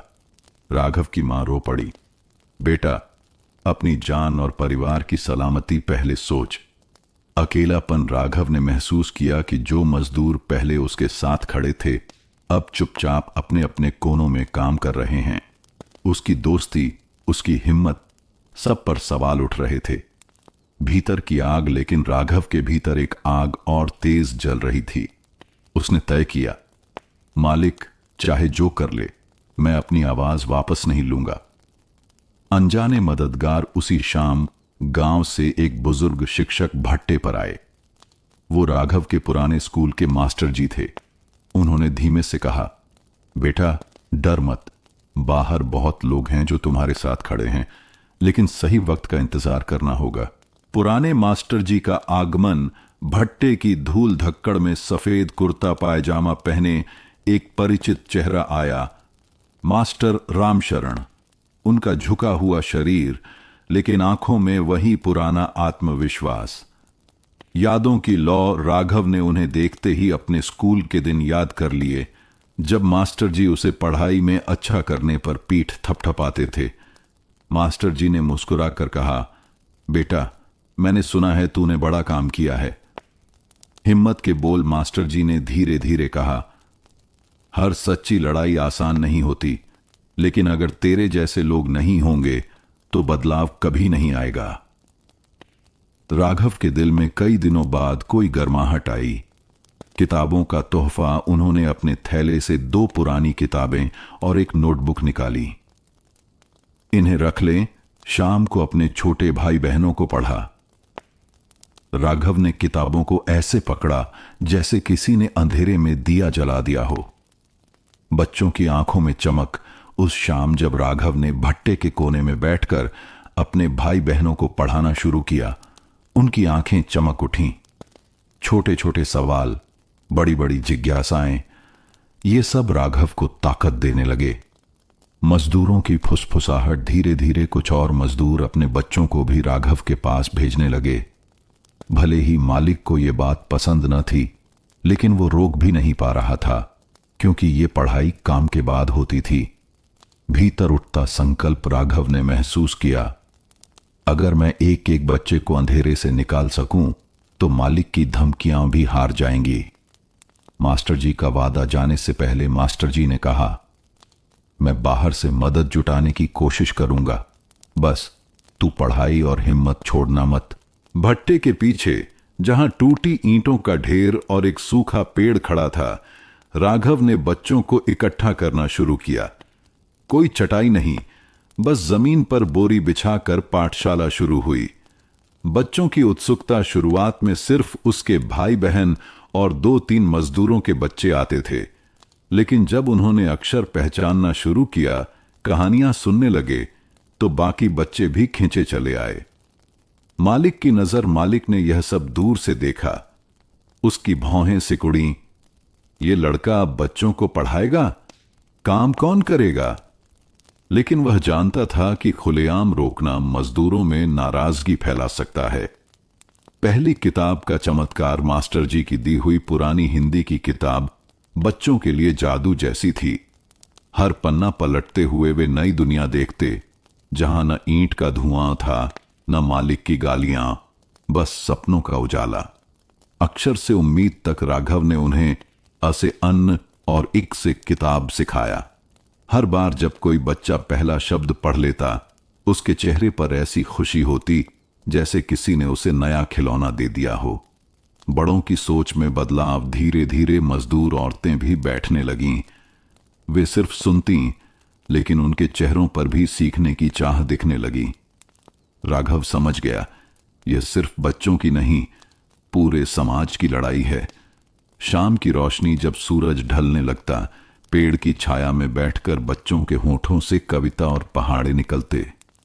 राघव को लगता, भले ही ये पाठशाला छोटी है, लेकिन इसके असर बड़े होंगे। भीतर उठता साहस। उस रात भट्टे की झोपड़ी में लेटे हुए राघव ने खुद से कहा, मालिक, कितना भी दबाए, मैं इन बच्चों की रोशनी कभी बुझने नहीं दूंगा। एक शाम जब बच्चे पढ़ाई खत्म करके अपने अपने घर जा रहे थे, मालिक अचानक राघव के सामने आ खड़ा हुआ। उसकी आंखें सिकुड़ी हुई, आवाज भारी, ये तमाशा बंद करो, तुम्हारा काम ईंट ढोना है, गुरुगिरी करना नहीं। राघव का सीधा जवाब। राघव ने शांत स्वर में कहा, ये बच्चे भी इंसान हैं साहब, इनका हक है पढ़ने का। काम करेंगे, लेकिन थोड़ी देर पढ़ाई भी करेंगे। मालिक ने हंसकर ताना मारा, हाका, तुम जैसे मजदूरों के बच्चों के लिए कोई हक नहीं होता, बस हुक्म होता है। मजदूरों की निगाहें यह बातचीत बाकी मजदूर भी सुन रहे थे। कुछ की आंखों में डर था, कुछ में समर्थन। किसी ने आवाज नहीं निकाली, लेकिन माहौल में एक अजीब तनाव भर गया। पहला प्रतिबंध अगले दिन से मालिक ने नियम बना दिया। काम खत्म होने से पहले कोई बच्चा पढ़ाई के लिए नहीं जाएगा। उसने खास तौर पर बच्चों के नाम लेकर धमकी दी, अगर राघव के पास गए तो तुम्हारे बाप का काम छुड़ा दूंगा। राघव की बेचैनी रात को राघव देर तक सो नहीं सका। उसके मन में सवाल गूंजते रहे, क्या वह मालिक से सीधे टकराकर सबकी रोजी पर खतरा डाल रहा है? लेकिन फिर भाई बहनों के चेहरे याद आते और उसका डर धीरे धीरे हिम्मत में बदल जाता। मास्टर जी का पत्र कुछ ही दिन बाद गांव से मास्टर जी का एक पुराना पत्र आया। उसमें लिखा था, बेटा राघव, अगर तुम एक भी बच्चा पढ़ा सको तो वह 100 ईंटों से ज्यादा कीमती है। यह पंक्तियां राघव के लिए ढाल बन गईं। गुप्त कक्षाएं मालिक की नजर बचाने के लिए राघव ने पाठशाला रात में शुरू कर दी। चांदनी में एक लालटेन के नीचे बच्चे चुपचाप आकर बैठते और पढ़ाई करते। यह छोटा सा विद्रोह धीरे धीरे पूरे भट्टे में खबर बन गया। मालिक का बढ़ता गुस्सा जब यह बात मालिक के कानों तक पहुंची, उसका गुस्सा अब सिर्फ नाराजगी नहीं बल्कि अपमान में बदल गया। वह सोचने लगा, अगर ये लड़का नहीं रुका तो बाकी मजदूर भी सर उठाने लगेंगे। उस दिन सुबह भट्टे पर अजीब हलचल थी। मालिक ने सब मजदूरों को काम शुरू करने से पहले आंगन में बुला लिया। सूरज अभी निकला ही था, लेकिन माहौल में सर्दी से ज्यादा सन्नाटा था। आरोप की बारिश मालिक ऊंचे मचान पर खड़ा होकर बोला, ये लड़का राघव काम छोड़कर बच्चों को बेकार की बातें सिखा रहा है। इससे काम में ढिलाई आ रही है और मेरी हानि हो रही है। उसकी आवाज हवा में हथौड़े की तरह गिर रही थी। कुछ मजदूर आंखें झुकाकर सुन रहे थे, कुछ राघव की तरफ चोरी चोरी देख रहे थे। सबके सामने चुनौती मालिक ने इशारा करके कहा, आज से अगर ये पढ़ाई लिखाई का नाटक बंद नहीं करता तो इसे और इसके घर वालों को भट्टे से निकाल दूंगा। राघव का गला सूख गया, लेकिन उसने खुद को संभालते हुए जवाब दिया, साहब, बच्चों को पढ़ाना कोई नाटक नहीं, ये उनकी जिंदगी बनाने का तरीका है। माहौल में हलचल मालिक के माथे की नसें तन गईं। भीड़ में कुछ लोग धीरे से बुदबुदाने लगे, हिम्मत देखो लड़के की, तो कुछ डर कर बोले, अब तो पक्का निकाल देगा इसे। पहली चोट मालिक ने सबके सामने राघव के छोटे भाई से सबसे भारी टोकरा उठवाया। भाई लड़खड़ा गया, हाथ में छाले पड़ गए, लेकिन मालिक हंसा, यही है असली पढ़ाई, काम करना सीखो। राघव का खून खौल उठा, लेकिन उसने चुप्पी साध ली। वह जानता था गुस्से में बोलना उसके मिशन को खत्म कर सकता है। मजदूरों की दबी सहानुभूति उस रात कुछ मजदूर चुपचाप राघव के पास आए। एक बूढ़ी औरत बोली, बेटा, हम तेरे साथ हैं, पर खुलकर कुछ कह नहीं सकते। दूसरा बोला, तेरी पढ़ाई वाली बात सही है, पर मालिक से टकराना भारी पड़ेगा। राघव ने बस मुस्कुराकर कहा, मैं जानता हूं चाचा, पर अगर आज डर गए तो हमारे बच्चों का कल कभी उजाला नहीं देखेगा। अंदर की आग सजा के बाद भी राघव की रात वाली कक्षाएं चलती रहीं। अब उनमें और भी बच्चे आने लगे, क्योंकि जितना मालिक रोकता उतनी जिज्ञासा और साहस बच्चों में बढ़ता। उस दिन शाम को जब मजदूर अपनी अपनी टोकरी ढोकर लौट रहे थे, मालिक ने अचानक रामलाल नाम के एक बुजुर्ग को डांट दिया, तेरी रफ्तार कछुए से भी धीमी है, तेरे जैसे निकम्मे की वजह से काम पीछे चल रहा है। रामलाल की आंखों में आंसू आ गए। उसने सिर झुका लिया, पर उसी पल राघव ने देखा कुछ तो बदल रहा है। भीड़ के बीच आवाज भीड़ में से शंभू नाम का एक मजबूत कद काठी वाला आदमी आगे बढ़ा। उसकी आवाज बिजली की तरह गूंजी, बस बहुत हो गया मालिक, हम इंसान हैं, तेरे गुलाम नहीं। चारों तरफ सन्नाटा छा गया। सिर्फ भट्टे के चिमनी से धुआं निकलने की आवाज सुनाई दे रही थी। राघव की नजरें राघव ने महसूस किया, ये वही शंभू है जो अब तक चुपचाप सिर झुकाकर काम करता था। शायद बच्चों की पढ़ाई के सपने उसके अंदर भी कहीं आग बनकर जल रहे थे। मालिक का गुस्सा मालिक लाल पीला हो गया। उसने धमकाकर कहा, शंभू, तुझे बहुत बोलने की आदत हो गई है, अब तेरी मजदूरी आधी कर दूंगा। शंभू ने सीना ठोक कर जवाब दिया, तू आधी कर दे या पूरी बंद कर दे, पर हम चुप नहीं रहेंगे। भीड़ में हलचल, कुछ मजदूर डर से पीछे हट गए, लेकिन 4-5 लोग धीरे धीरे शंभू के पास आकर उसके कंधे से कंधा मिलाकर खड़े हो गए। ये नजारा देखकर मालिक के चेहरे पर पहली बार बेचैनी आई। राघव का छोटा कदम। राघव ने मौका देखकर भीड़ में धीरे से कहा, अगर हम सब साथ हों तो कोई हमारा कुछ नहीं बिगाड़ सकता। उसकी बातें लोगों के दिल में धीरे धीरे जगह बनाने लगीं।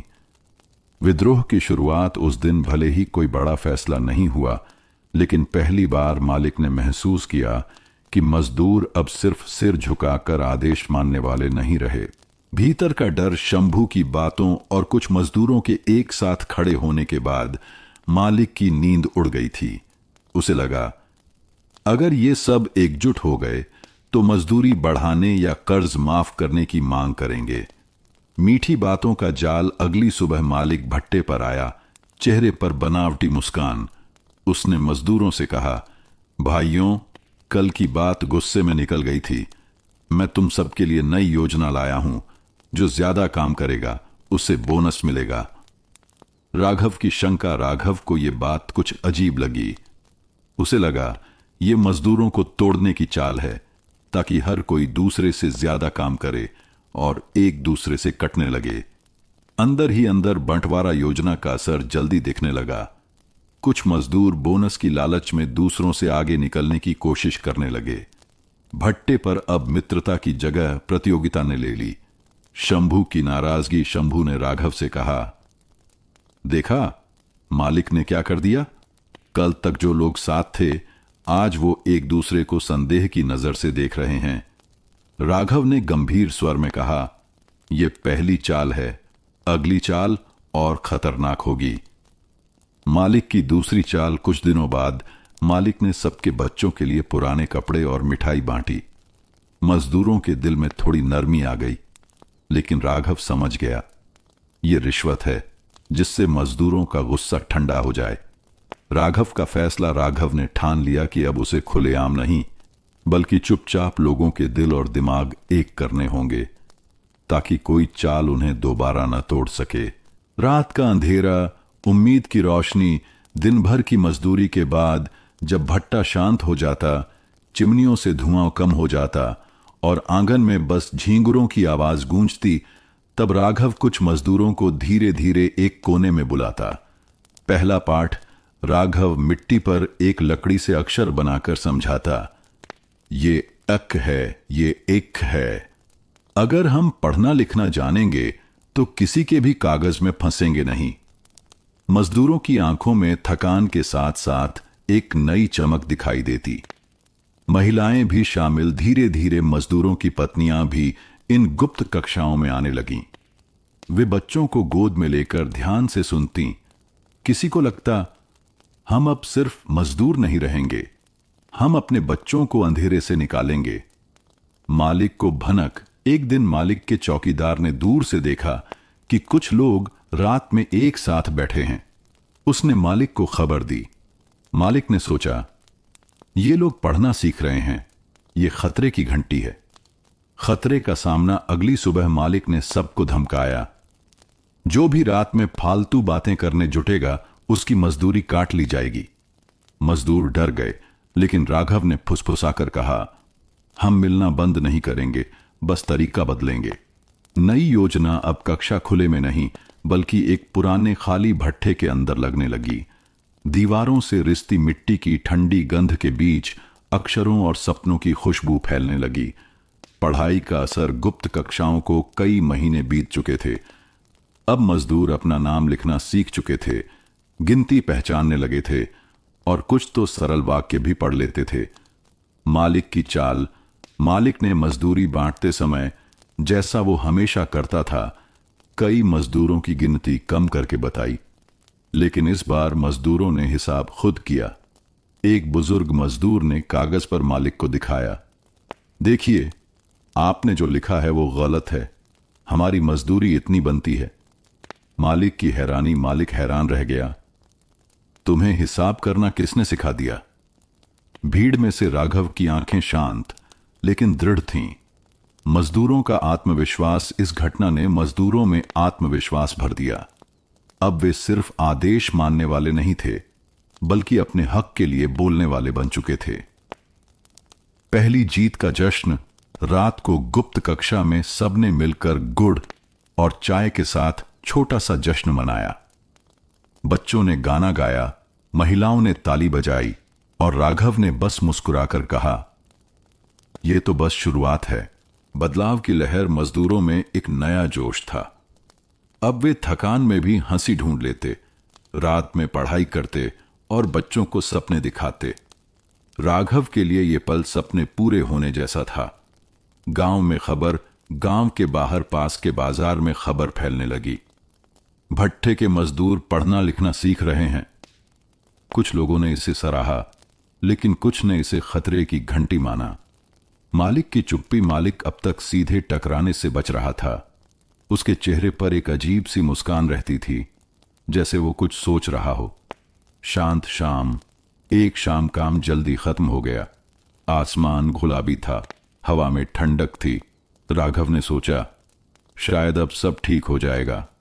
वो बच्चों को कहानियां सुना रहा था और बाकी मजदूर हंसी मजाक कर रहे थे। अनजाना सा आया, लेकिन उसी शाम दूर से एक जीप आती दिखी। उसमें कुछ अनजाने लोग थे, कड़क चेहरे, तेज निगाहें। मजदूर चुप हो गए। राघव ने अपने दिल की धड़कन तेज होते महसूस की। आने वाले तूफान की आहट। जीप भट्ठे के पास रुकी। मालिक बाहर आया और उन लोगों को अपने कमरे में ले गया। दरवाजा बंद हुआ और अंदर से धीरे धीरे तेज आवाजें आने लगीं। राघव ने आसमान की ओर देखा। गुलाबी रंग धीरे धीरे काले बादलों में बदल रहा था। सुबह होते ही भट्ठे पर अफरा तफरी थी। मालिक ने घोषणा की, आज से कोई भी काम छोड़कर पढ़ाई लिखाई नहीं करेगा। जिसे पढ़ना है वो भट्ठा छोड़ दे। ये सुनते ही मजदूरों में सन्नाटा छा गया।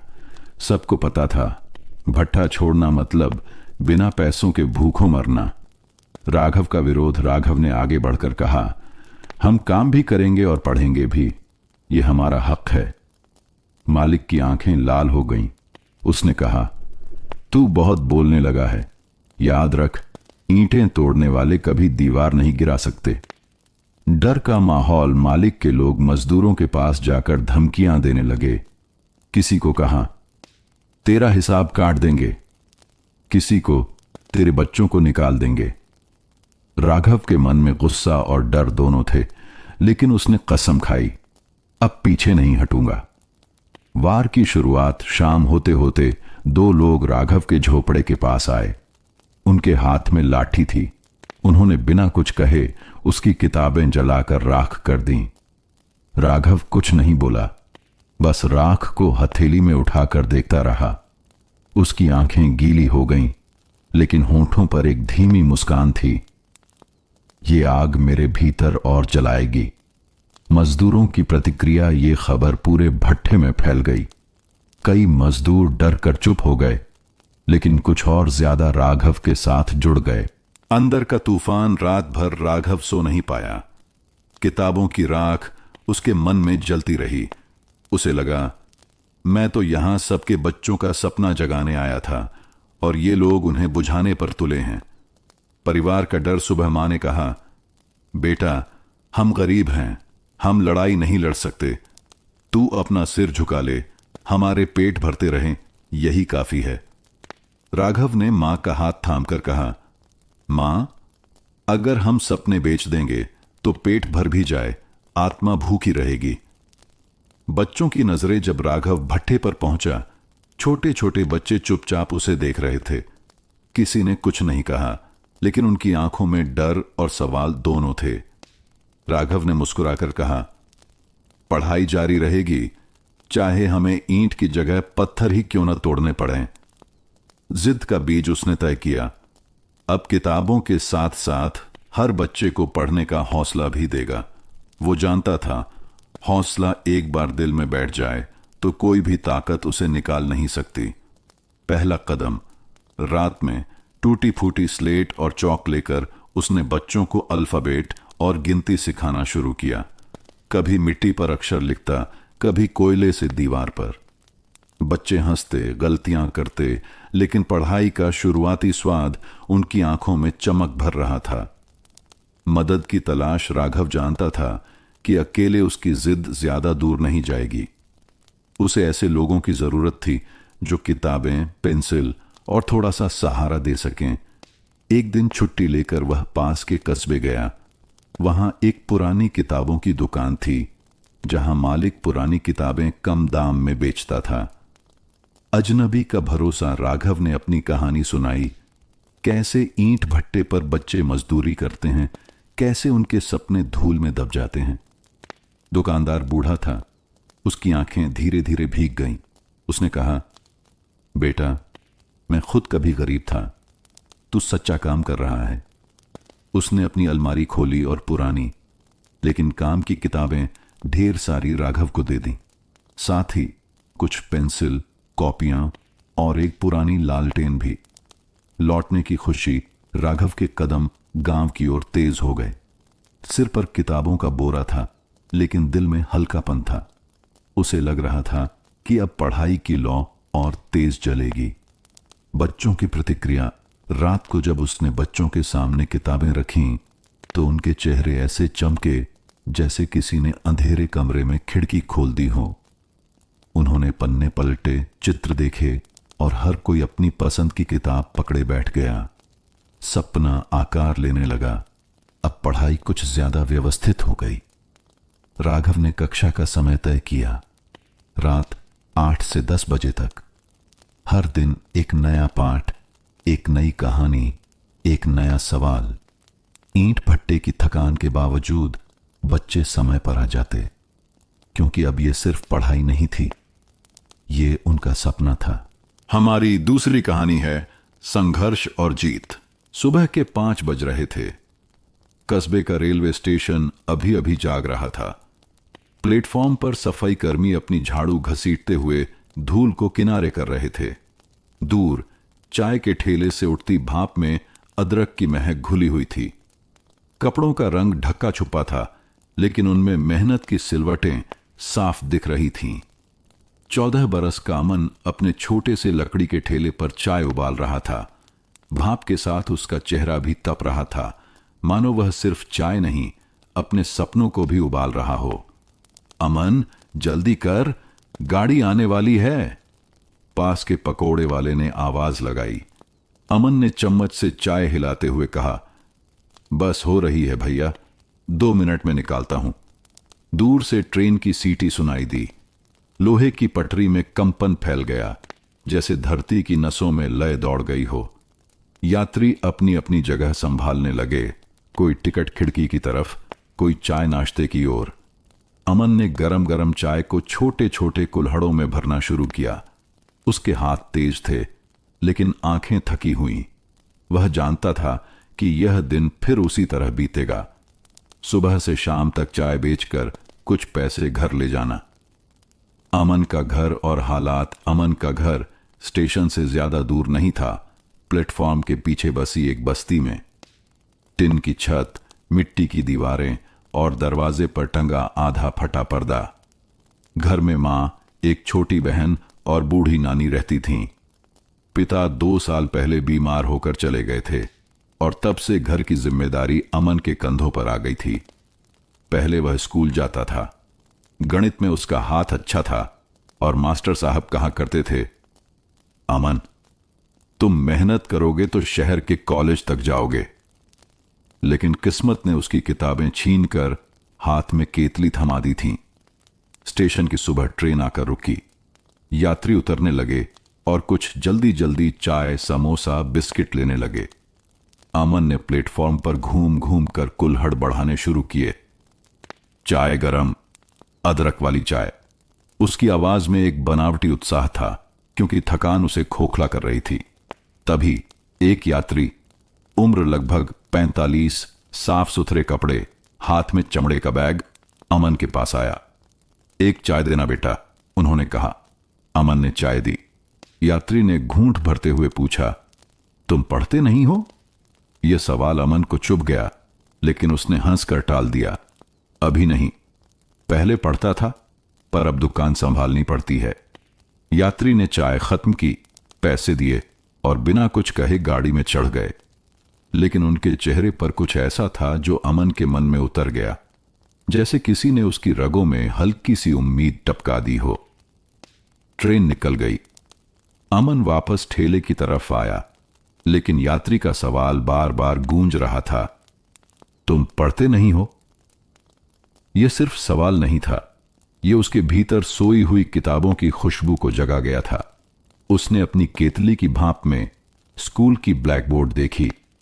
उसने अपने कुल्हड़ की गोलाई में कॉपी के गोल गोल अक्षर देखे, और वहीं प्लेटफॉर्म नंबर 2 पर खड़े खड़े अमन को लगा, शायद जिंदगी बदलने का रास्ता यहीं से शुरू हो सकता है।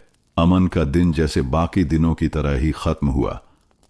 सूरज ढलते ही उसने ठेला किनारे खींचा, केतली खाली की और गीले कपड़े से पोंछ कर रखा। स्टेशन पर अब सिर्फ शाम की आखिरी गाड़ियों का इंतजार करने वाले यात्री बचे थे। ट्रेन की सीटी और भाप के बीच उसके कानों में फिर वही आवाज गूंजी, तुम पढ़ते नहीं हो? उस रात जब वह घर लौटा तो मां आंगन में चूल्हे पर रोटी सेंक रही थी। छोटी बहन सुमी मिट्टी में कुछ उकेर रही थी, शायद स्कूल में बनाई कोई तस्वीर याद करने की कोशिश। अरे ये देखो भैया, मैंने घर बनाया। सुमी ने मिट्टी पर बनी 4 दीवारें और त्रिकोण की छत दिखाई। अमन मुस्कुराया, लेकिन दिल में हल्की कसक हुई। उसे याद आया कि उसने भी एक बार इसी तरह ब्लैकबोर्ड पर घर बनाया था, और मास्टर साहब ने कहा था, तुम्हारा हाथ अच्छा है बेटा, तुम ड्राइंग में आगे बढ़ सकते हो। नींद में किताबें रात को जब सब सो गए, अमन ने अपनी पुरानी टिन की पेटी खोली। पेटी में पुराने कपड़ों के नीचे से उसने एक फटी हुई किताब निकाली, गणित की। कवर पर अब भी पेंसिल से लिखा उसका नाम दिख रहा था, अमन कुमार, कक्षा 7। उसने पन्ने पलटे। संख्या प्रश्न, आकृतियां, टेबल सब धुंधले थे, लेकिन दिमाग में जैसे कोई पुराना गीत बज उठा हो। वह देर तक पन्नों पर उंगलियां फेरता रहा, फिर धीरे से किताब बंद कर दी। सोचने लगा, क्या यह संभव है कि वह फिर से पढ़ाई शुरू करे? लेकिन अगले ही पल उसकी आंखों के सामने मां का चेहरा आया, थकी हुई, चिंता से भरी। अगर मैं पढ़ाई में लग गया तो घर का खर्च कौन उठाएगा? यह सोचकर उसने करवट बदली और नींद में डूब गया। पर किताब उसके सिरहाने रखी रही, जैसे कोई पुराना दोस्त चुपचाप पहरा दे रहा हो। वह यात्री फिर आया। अगले दिन सुबह प्लेटफॉर्म नंबर 2 पर वही यात्री खड़ा था। अमन ने पहचान लिया, वही साफ सुथरे कपड़े, वही चमड़े का बैग। इस बार यात्री ने मुस्कुराकर कहा, अरे फिर से मिल गए, चाय बना दो, अदरक वाली। अमन ने कुल्हड़ में चाय भरते हुए पूछा, कल आप कहां जा रहे थे? शहर, मीटिंग के लिए, और आज वापस जा रहा हूं। यात्री ने चाय लेते हुए कहा, तुम्हारा नाम क्या है? अमन। अमन, अच्छा नाम है। कल तुम्हारी बातें सोच रहा था। तुम पढ़ाई छोड़ क्यों दी? मैं देख सकता हूं कि तुम्हें पढ़ाई पसंद है। अमन ने थोड़ा झिझकते हुए कहा, घर की हालत, और पापा नहीं रहे, पैसे कमाने पड़ते हैं। यात्री कुछ देर चुप रहे, फिर बोले, देखो बेटा, पैसे तो जिंदगी भर कमाने पड़ेंगे, लेकिन अगर पढ़ाई छोड़ दोगे तो जिंदगी हमेशा पटरी के किनारे ही घूमती रहेगी। पटरी पर चढ़ने के लिए ट्रेन पकड़नी पड़ती है, और ट्रेन सिर्फ पढ़ाई से मिलती है। अमन ने इस बात को हल्के में लेने की कोशिश की, लेकिन शब्द उसके भीतर कहीं बैठ गए। एक अनजान भरोसा गाड़ी छूटने से पहले यात्री ने जेब से एक छोटा सा कार्ड निकाला और अमन के हाथ में दे दिया। अगर कभी पढ़ाई शुरू करने की सोचो तो इस पते पर आ जाना, मैं मदद कर सकता हूं। कार्ड पर लिखा था, विजय शंकर, वरिष्ठ शिक्षक, नगर परिषद विद्यालय, शहर। ट्रेन चली गई। अमन कार्ड को देखता रहा, मानो किसी ने उसके हाथ में कोई चाबी दे दी हो, पर यह तय करना बाकी था कि वह ताला खोलेगा या नहीं। दुविधा की शुरुआत दिन बीतते गए, लेकिन कार्ड उसकी पेटी में सुरक्षित रखा रहा। कभी वह उसे देखता और सोचता, क्या मैं सच में पढ़ सकता हूं? कभी डर लगता, अगर मैं पढ़ाई करने गया तो घर का क्या होगा? मां को कुछ बताने की हिम्मत नहीं जुटी, लेकिन रात को जब सभी सो जाते, वह चुपचाप गणित की किताब खोलकर बैठ जाता। धीरे धीरे उसे लगता जैसे पन्नों से पुरानी दोस्ती फिर से हो रही हो। सुबह का आसमान बादलों से भरा था। स्टेशन पर ठंडी हवा के साथ साथ हल्की बारिश भी थी। अमन ने अपने ठेले के ऊपर प्लास्टिक की चादर तानी ताकि केतली की आंच भीग न जाए। उस दिन भीड़ कम थी, शायद बारिश की वजह से। चाय के कुल्हड़ हाथ में लिए वह प्लेटफॉर्म पर घूम रहा था। तभी उसने देखा कि स्टेशन के कोने में एक छोटा लड़का भीग रहा था। वह लड़का स्कूल यूनिफॉर्म में था, कंधे पर बैग और हाथ में किताबें। बारिश से बचाने के लिए उसके पास कोई छाता नहीं था और वह किताबों को अपने सीने से चिपकाए खड़ा था। अमन उसके पास गया। अरे, ऐसे भीग जाओगे? आओ, यहां ठेले के पास खड़े हो जाओ। लड़के ने संकोच से कहा, भैया, मेरे पास पैसे नहीं हैं, चाय नहीं पी सकता। अमन हंस पड़ा। चाय के लिए नहीं बुला रहा, किताबें तो बच जाएंगी। किताबों की खुशबू लड़का ठेले के पास आकर खड़ा हो गया। अमन की नजर उसके हाथ में पकड़ी किताब पर गई। गणित कक्षा 5। पन्नों से भीगने के बावजूद किताब में वही महक थी जो कभी उसकी अपनी किताबों में होती थी, नई छपी स्याही और पन्नों की। अमन ने यूं ही पूछा, तुम्हारा नाम? रोहित। कहां जा रहे हो? स्कूल, आज टेस्ट है, देर हो जाएगी तो मास्टर डांटेंगे। यह सुनकर अमन को कुछ हुआ। बारिश, ठंडी हवा, गीले कपड़े, फिर भी यह लड़का टेस्ट देने जा रहा था और वह खुद बारिश में भी प्लेटफॉर्म पर घूम रहा था, लेकिन किताबें उसके हाथ से सालों पहले छूट चुकी थीं। अंदर की चुभन उस शाम जब अमन घर लौटा तो उसे नींद नहीं आई। पेटी से कार्ड निकाला। विजय शंकर, वरिष्ठ शिक्षक, नगर परिषद विद्यालय। उंगलियों ने कार्ड के कोनों को घिसा, जैसे वह यकीन कर रहा हो कि यह सच में है। आखिरकार उसने मन ही मन ठान लिया, कल छुट्टी के वक्त शहर जाऊंगा, कम से कम बात तो कर लूंगा। शहर की ओर अगले दिन सुबह सुबह उसने मां से कहा, आज ठेले पर थोड़ी देर से जाऊंगा, स्टेशन पर मोहन भैया देख लेंगे।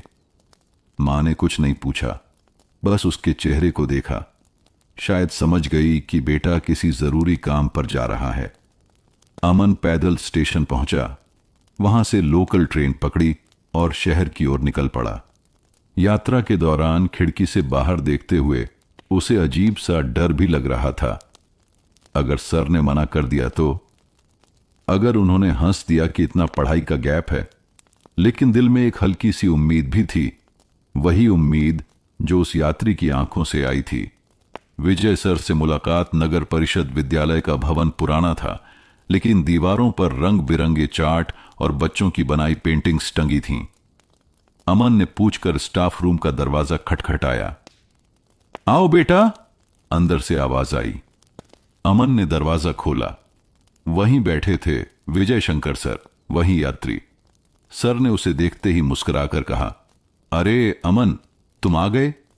अमन ने हिचकिचाते हुए कहा, जी, आपसे पढ़ाई के बारे में बात करनी थी। विजय सर ने उसे बैठाया, पानी दिया और पूछा, तो सोच लिया है, पढ़ाई फिर से शुरू करोगे? अमन ने धीमे स्वर में कहा, जी, लेकिन घर का खर्च भी है।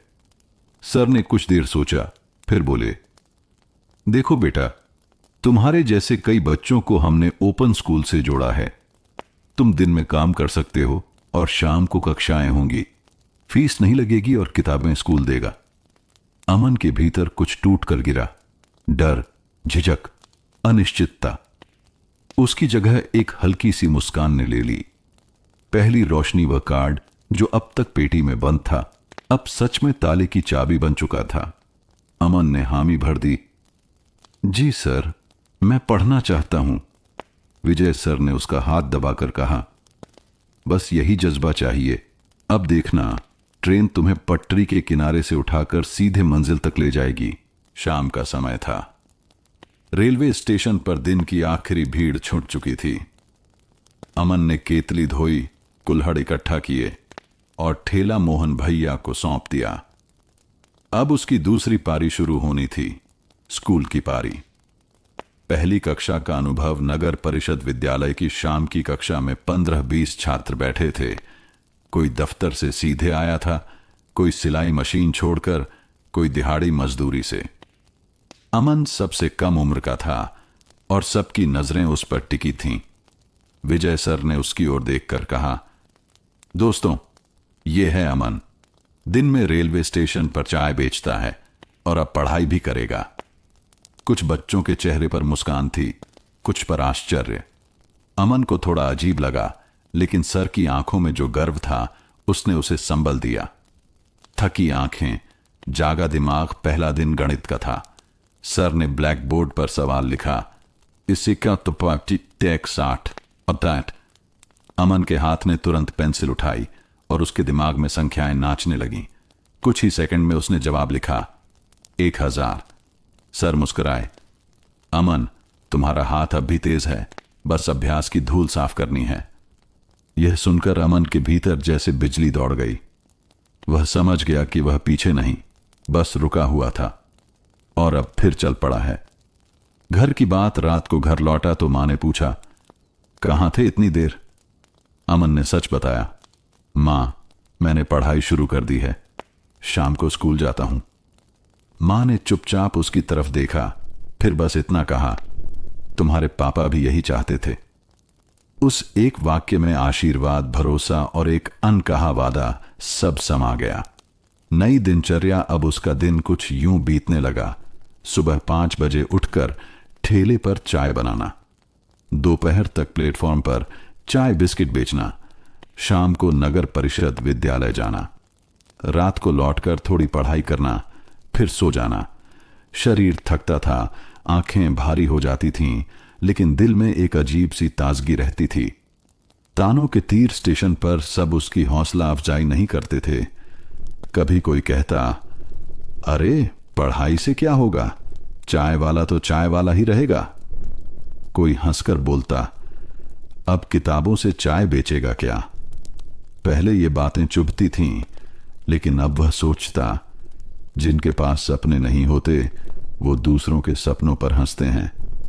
छोटी सी जीत। एक दिन स्कूल में टेस्ट हुआ। गणित के पेपर में अमन ने पूरे अंक लाए। विजय सर ने क्लास में सबके सामने उसकी कॉपी उठाकर कहा, देखो, अगर लगन हो तो काम और पढ़ाई साथ चल सकती है। वह पल अमन के लिए किसी मेडल से कम नहीं था। उस रात उसने अपनी छोटी बहन सुमी को वही सवाल सिखाए और सुमी ने हंसते हुए कहा, भैया आप तो मास्टर बन जाओगे।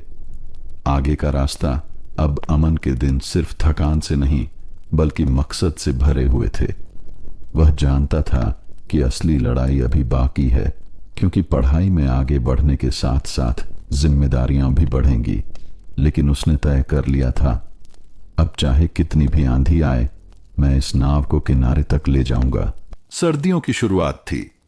सुबह के कोहरे में स्टेशन की पटरी धुंधली हो जाती थी और चाय की भाप उस धुंध में घुलकर एक अजीब सी नमी फैला देती थी। अमन के हाथ में केतली थी, लेकिन उसके दिमाग में गणित के सवाल घूम रहे थे। अगले हफ्ते मासिक परीक्षा थी और विजय सर ने कहा था कि यह उसकी प्रगति की असली जांच होगी। पहला मोर्चा। परीक्षा का दबाव। क्लास में अब सवाल कठिन होते जा रहे थे। सर ने कहा था, अमन, इस बार 70% से ऊपर लाना, तभी अगली कक्षा में भेजेंगे। यह सुनकर अमन की नींद उड़ गई थी। काम के बाद देर रात पढ़ाई करना और सुबह फिर ठेले पर लगना, यह अब और भारी हो रहा था। दूसरा मोर्चा। घर की हालत। एक शाम जब वह स्कूल से लौटा तो मां को चूल्हे के पास बैठे रोते देखा। क्या हुआ मां? मां ने आंसू पोंछते हुए कहा, नानी की तबीयत फिर बिगड़ गई है, दवा के पैसे नहीं हैं। अमन के पास सिर्फ उतनी बचत थी जो चाय के ठेले के लिए माल खरीदने में जाती थी। अगर उसने दवा के लिए पैसे दिए तो अगले दिन ठेला नहीं लगेगा, और ठेला न लगा तो पढ़ाई भी खतरे में पड़ जाएगी। तीसरा मोर्चा, स्टेशन की घटना। उसी रात स्टेशन पर एक अजीब घटना हुई। अमन ठेला समेट रहा था, तभी प्लेटफॉर्म पर भीड़ भाड़ में एक महिला की थैली चोरी हो गई। महिला रो रही थी क्योंकि उसमें पैसे और टिकट थे। अमन ने भीड़ में इधर उधर देखा और एक संदिग्ध आदमी को पटरी की तरफ जाते देखा। वह बिना सोचे समझे पीछे दौड़ा। कुछ ही मिनटों में उसने उस आदमी को पकड़ लिया और थैली वापस ले आया। महिला ने रोते हुए कहा, बेटा, तेरा नाम क्या है? अमन, उसने संकोच से कहा। अमन, भगवान तुझे तरक्की दे। लोगों ने उसकी पीठ थपथपाई, लेकिन उसके दिमाग में एक ही बात घूम रही थी, अगर मैं ऐसे कामों में उलझा रहा तो पढ़ाई का क्या होगा?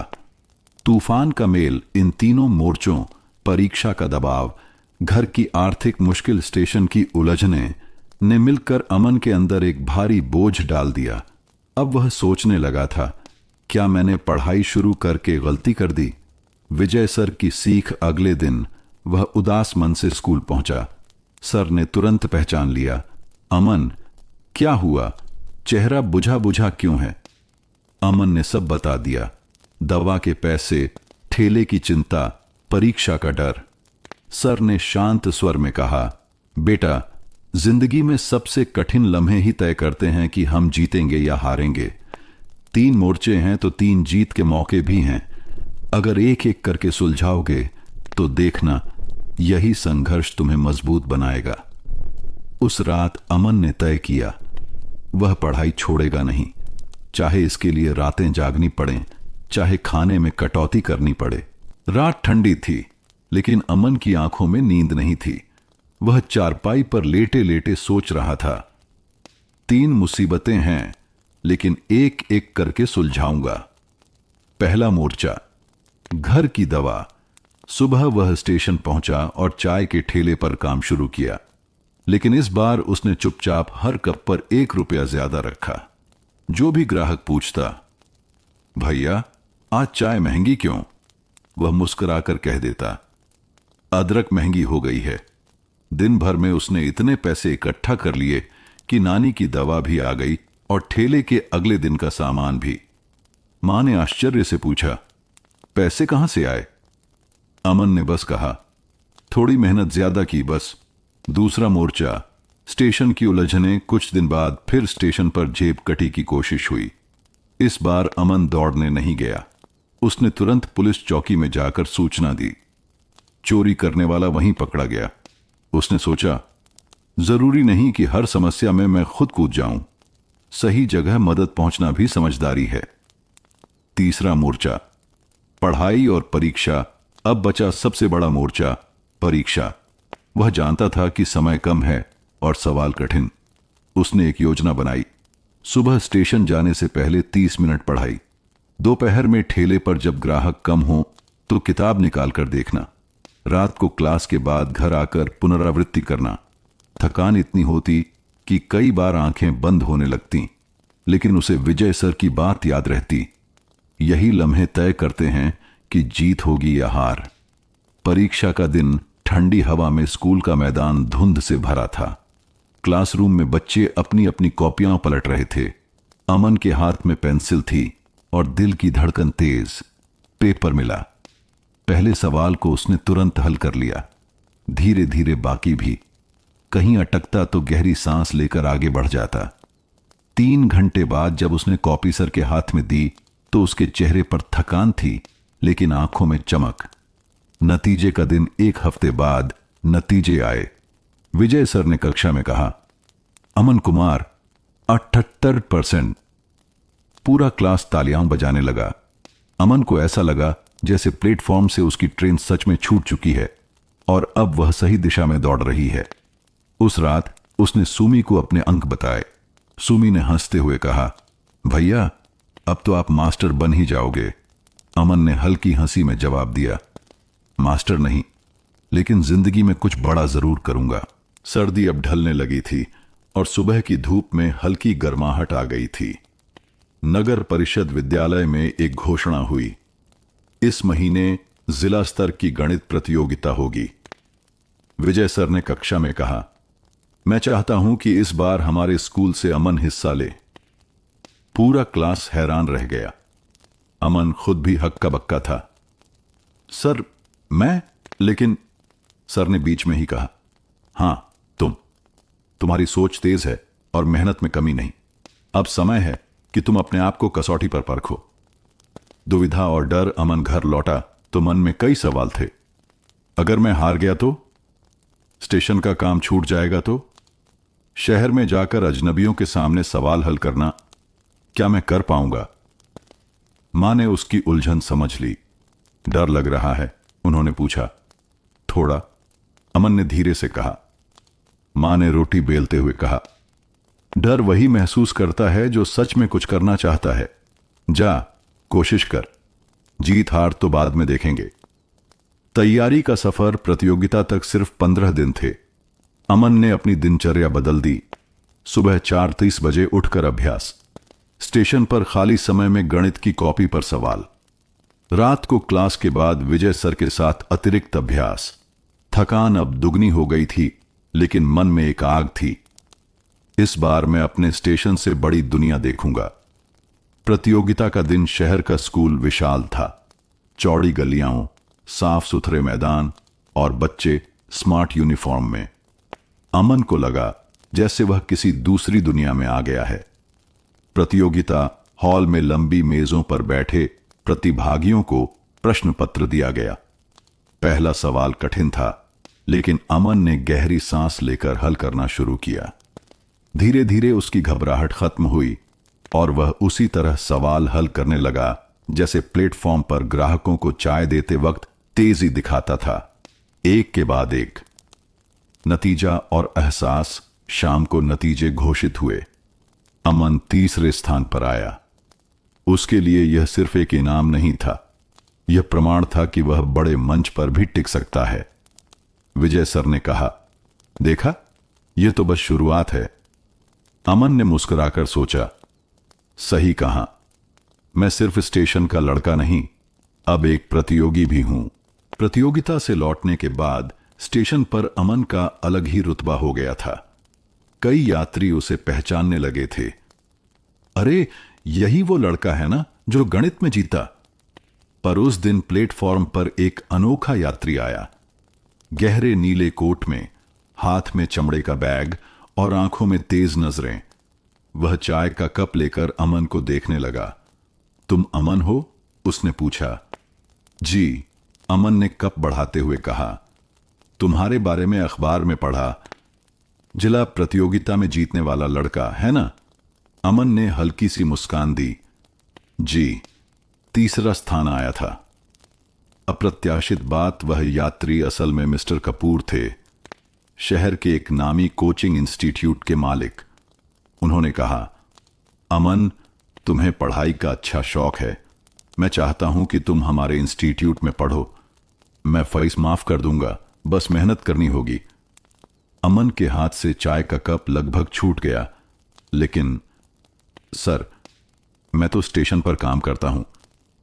काम बाद में भी होगा, लेकिन पढ़ाई का मौका बार बार नहीं आता, मिस्टर कपूर ने गंभीर होकर कहा। दुविधा का भंवर उस रात अमन सो नहीं सका। अगर मैं स्टेशन छोड़ दूं तो घर का खर्च कैसे चलेगा? अगर मैं पढ़ाई करूं और असफल हो गया तो मां क्या कहेंगी? मां ने बात समझते हुए कहा, अमन, जिंदगी में कुछ पाने के लिए कुछ छोड़ना पड़ता है। हम थोड़ा तंगी में रह लेंगे, लेकिन तुम ये मौका मत छोड़ना। निर्णय सुबह होते ही अमन स्टेशन गया और चाय का ठेला संभाल रहे मामा जी के पास पहुंचा। मामा, मैं पढ़ाई के लिए शहर जाना चाहता हूं। मामा कुछ देर चुप रहे, फिर बोले, जा बेटा, तेरा हक है, लेकिन याद रख, यहां तक पहुंचने के लिए जो मेहनत की है वो मत भूलना। अमन की आंखें भर आईं। उसने ठेले को हाथ लगाकर मानो आशीर्वाद लिया। नया सफर शाम को मिस्टर कपूर ने उसे शहर ले जाने का इंतजाम किया। प्लेटफॉर्म नंबर 2 पर खड़ी ट्रेन का इंजन सीटी मार रहा था। अमन ने पीछे मुड़कर अपने कस्बे, अपने स्टेशन को आखिरी बार देखा। वही जगह जिसने उसे संघर्ष सिखाया और जीत का पहला स्वाद चखाया। अब अगला पड़ाव शहर की पढ़ाई, उसने मन ही मन कहा। ट्रेन जैसे ही शहर के बड़े स्टेशन पर पहुंची, अमन की आंखें चौंधिया गईं। प्लेटफॉर्म पर भीड़ का सैलाब था। लोग तेज तेज चलते हुए, अपने अपने बैग और सूटकेस खींचते हुए।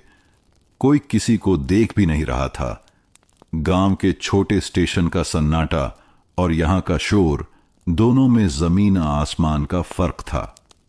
मिस्टर कपूर ने मुस्कुराकर कहा, स्वागत है अमन, यहां वक्त किसी के लिए नहीं रुकता। कोचिंग इंस्टीट्यूट का नजारा, इंस्टीट्यूट शहर के बीचों बीच एक 5 मंजिला इमारत में था। दरवाजे पर दर्जनों छात्र छात्राएं किताबें और नोटबुक लेकर खड़े थे। कोई आपस में सवाल चर्चा कर रहा था, कोई मोबाइल में नोट्स देख रहा था। अमन के दिल में हल्की सी घबराहट हुई। ये सब मुझसे कितने आगे होंगे।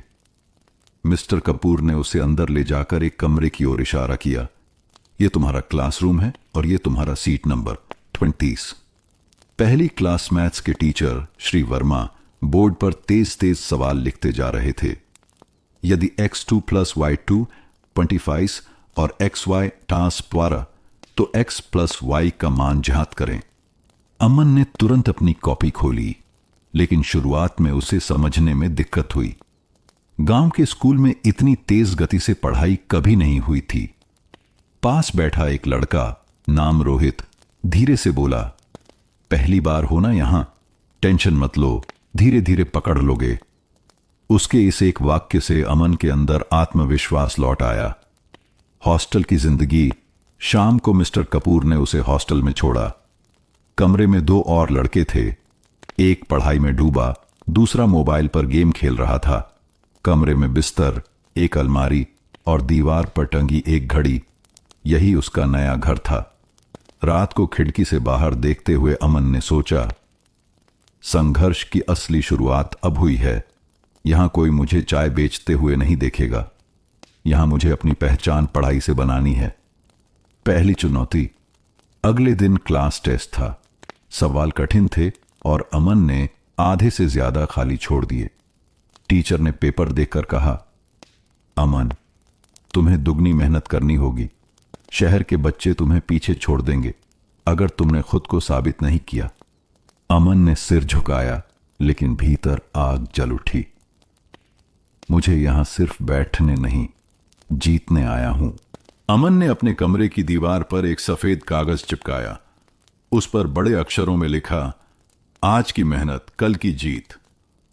सुबह 4 बजे का अलार्म। पहली ही रात उसने मोबाइल का अलार्म 4 बजे पर लगाया। अलार्म बजते ही आंख खुली, लेकिन शरीर बोझिल था। दिमाग बोला, थोड़ी देर और सो जाओ, लेकिन दिल ने कहा, शहर में आए हो, गांव लौटना है तो विजेता बनकर लौटना। वह बिस्तर से कूद पड़ा, ठंडे पानी से मुंह धोया और पढ़ाई की मेज पर बैठ गया। पहली मुश्किल। तीसरे दिन ही उसे एहसास हुआ कि इतने लंबे समय तक लगातार पढ़ाई करना आसान नहीं है। सिर भारी हो जाता, आंखें थक जाती और कभी कभी नींद भी आने लगती। लेकिन गांव के रेलवे स्टेशन के वो दिन याद आते जब धूप में खड़े होकर वह चाय बेचता था। अगर वहां सहा तो यहां भी सहूंगा। पहला छोटा सा जीत का पल। 1 हफ्ते बाद क्लास में एक कठिन सवाल आया, जिसे पूरे बैच में सिर्फ 2 छात्रों ने हल किया, और उनमें से एक था अमन।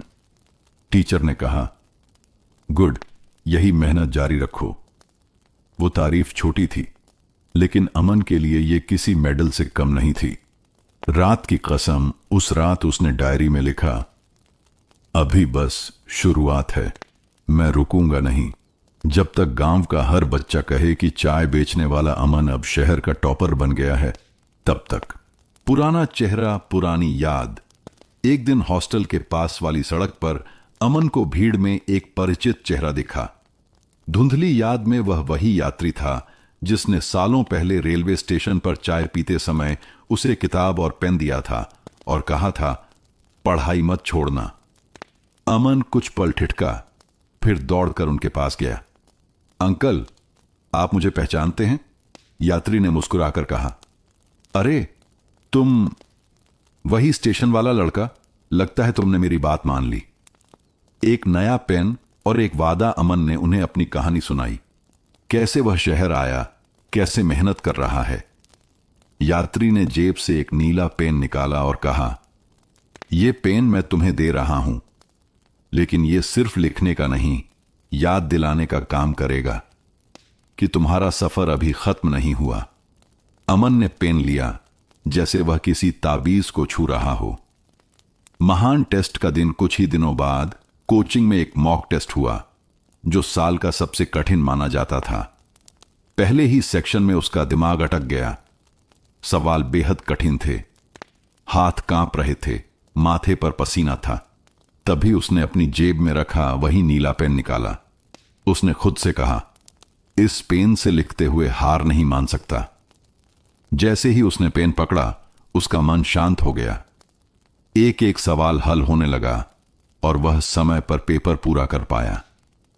परिणाम और हैरानी, 3 दिन बाद रिजल्ट आया। अमन टॉप 5 में था। टीचर ने कहा, यह लड़का मेहनत से आगे बढ़ रहा है, यह बड़ी दूर जाएगा। पेन की ताकत। रात को हॉस्टल की खिड़की से बाहर देखते हुए अमन ने पेन को हाथ में घुमाया और मुस्कुराया। शायद ये पेन सिर्फ धातु और प्लास्टिक नहीं, ये उस भरोसे की निशानी है जिसने मुझे यहां तक पहुंचाया है। गांव का सपना, शहर की तैयारी, फाइनल एंट्रेंस एग्जाम का नोटिस आ गया। हॉस्टल का हर कमरा पढ़ाई की गूंज से भर गया था।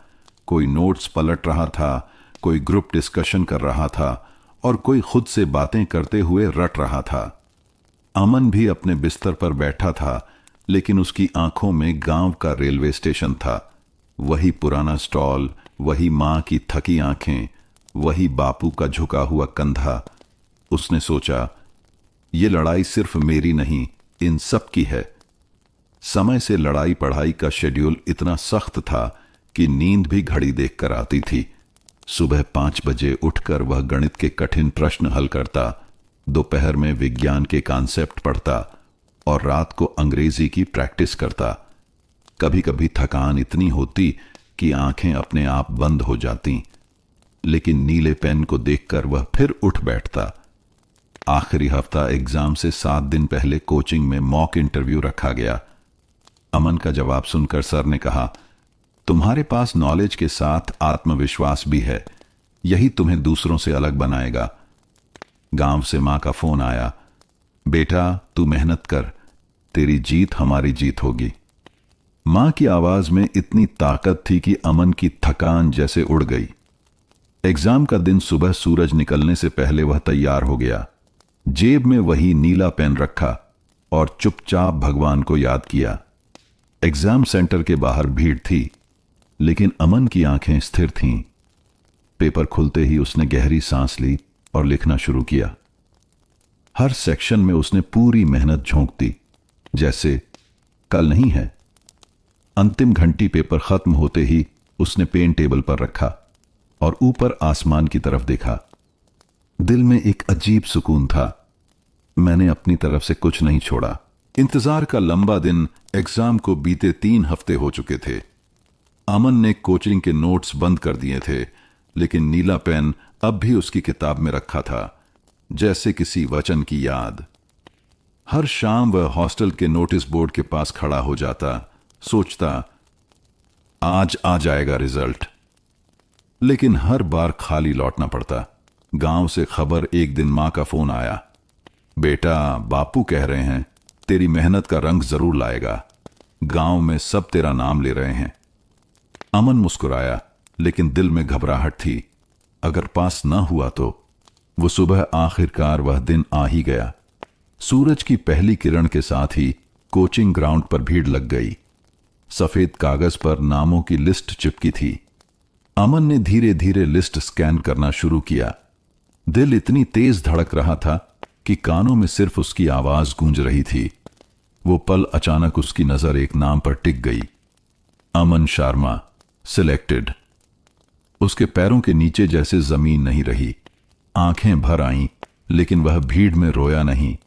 बस जेब से नीला पेन निकाला, उसे कसकर पकड़ा और आसमान की तरफ देखा। धन्यवाद। गांव में खुशी शाम होते होते खबर गांव पहुंच चुकी थी। स्टेशन पर उसके पुराने चाय स्टॉल के पास लोग कह रहे थे, अमन पास हो गया, अब बड़ा अफसर बनेगा। मां की आंखें चमक रही थीं। बापू ने बस इतना कहा, मेरा बेटा जीत गया। असली जीत अमन जानता था कि यह जीत सिर्फ उसका नहीं, उन सब का थी जिन्होंने उस पर भरोसा किया। मां, बापू, गांव और वह अजनबी यात्री जिसने सालों पहले सिर्फ एक पेन देकर उसे राह दिखाई थी। अब वह स्टेशन पर चाय बेचने वाला लड़का नहीं था, अब वह एक सपना पूरा करने वाला नौजवान था जिसने संघर्ष को जीत में बदल दिया था।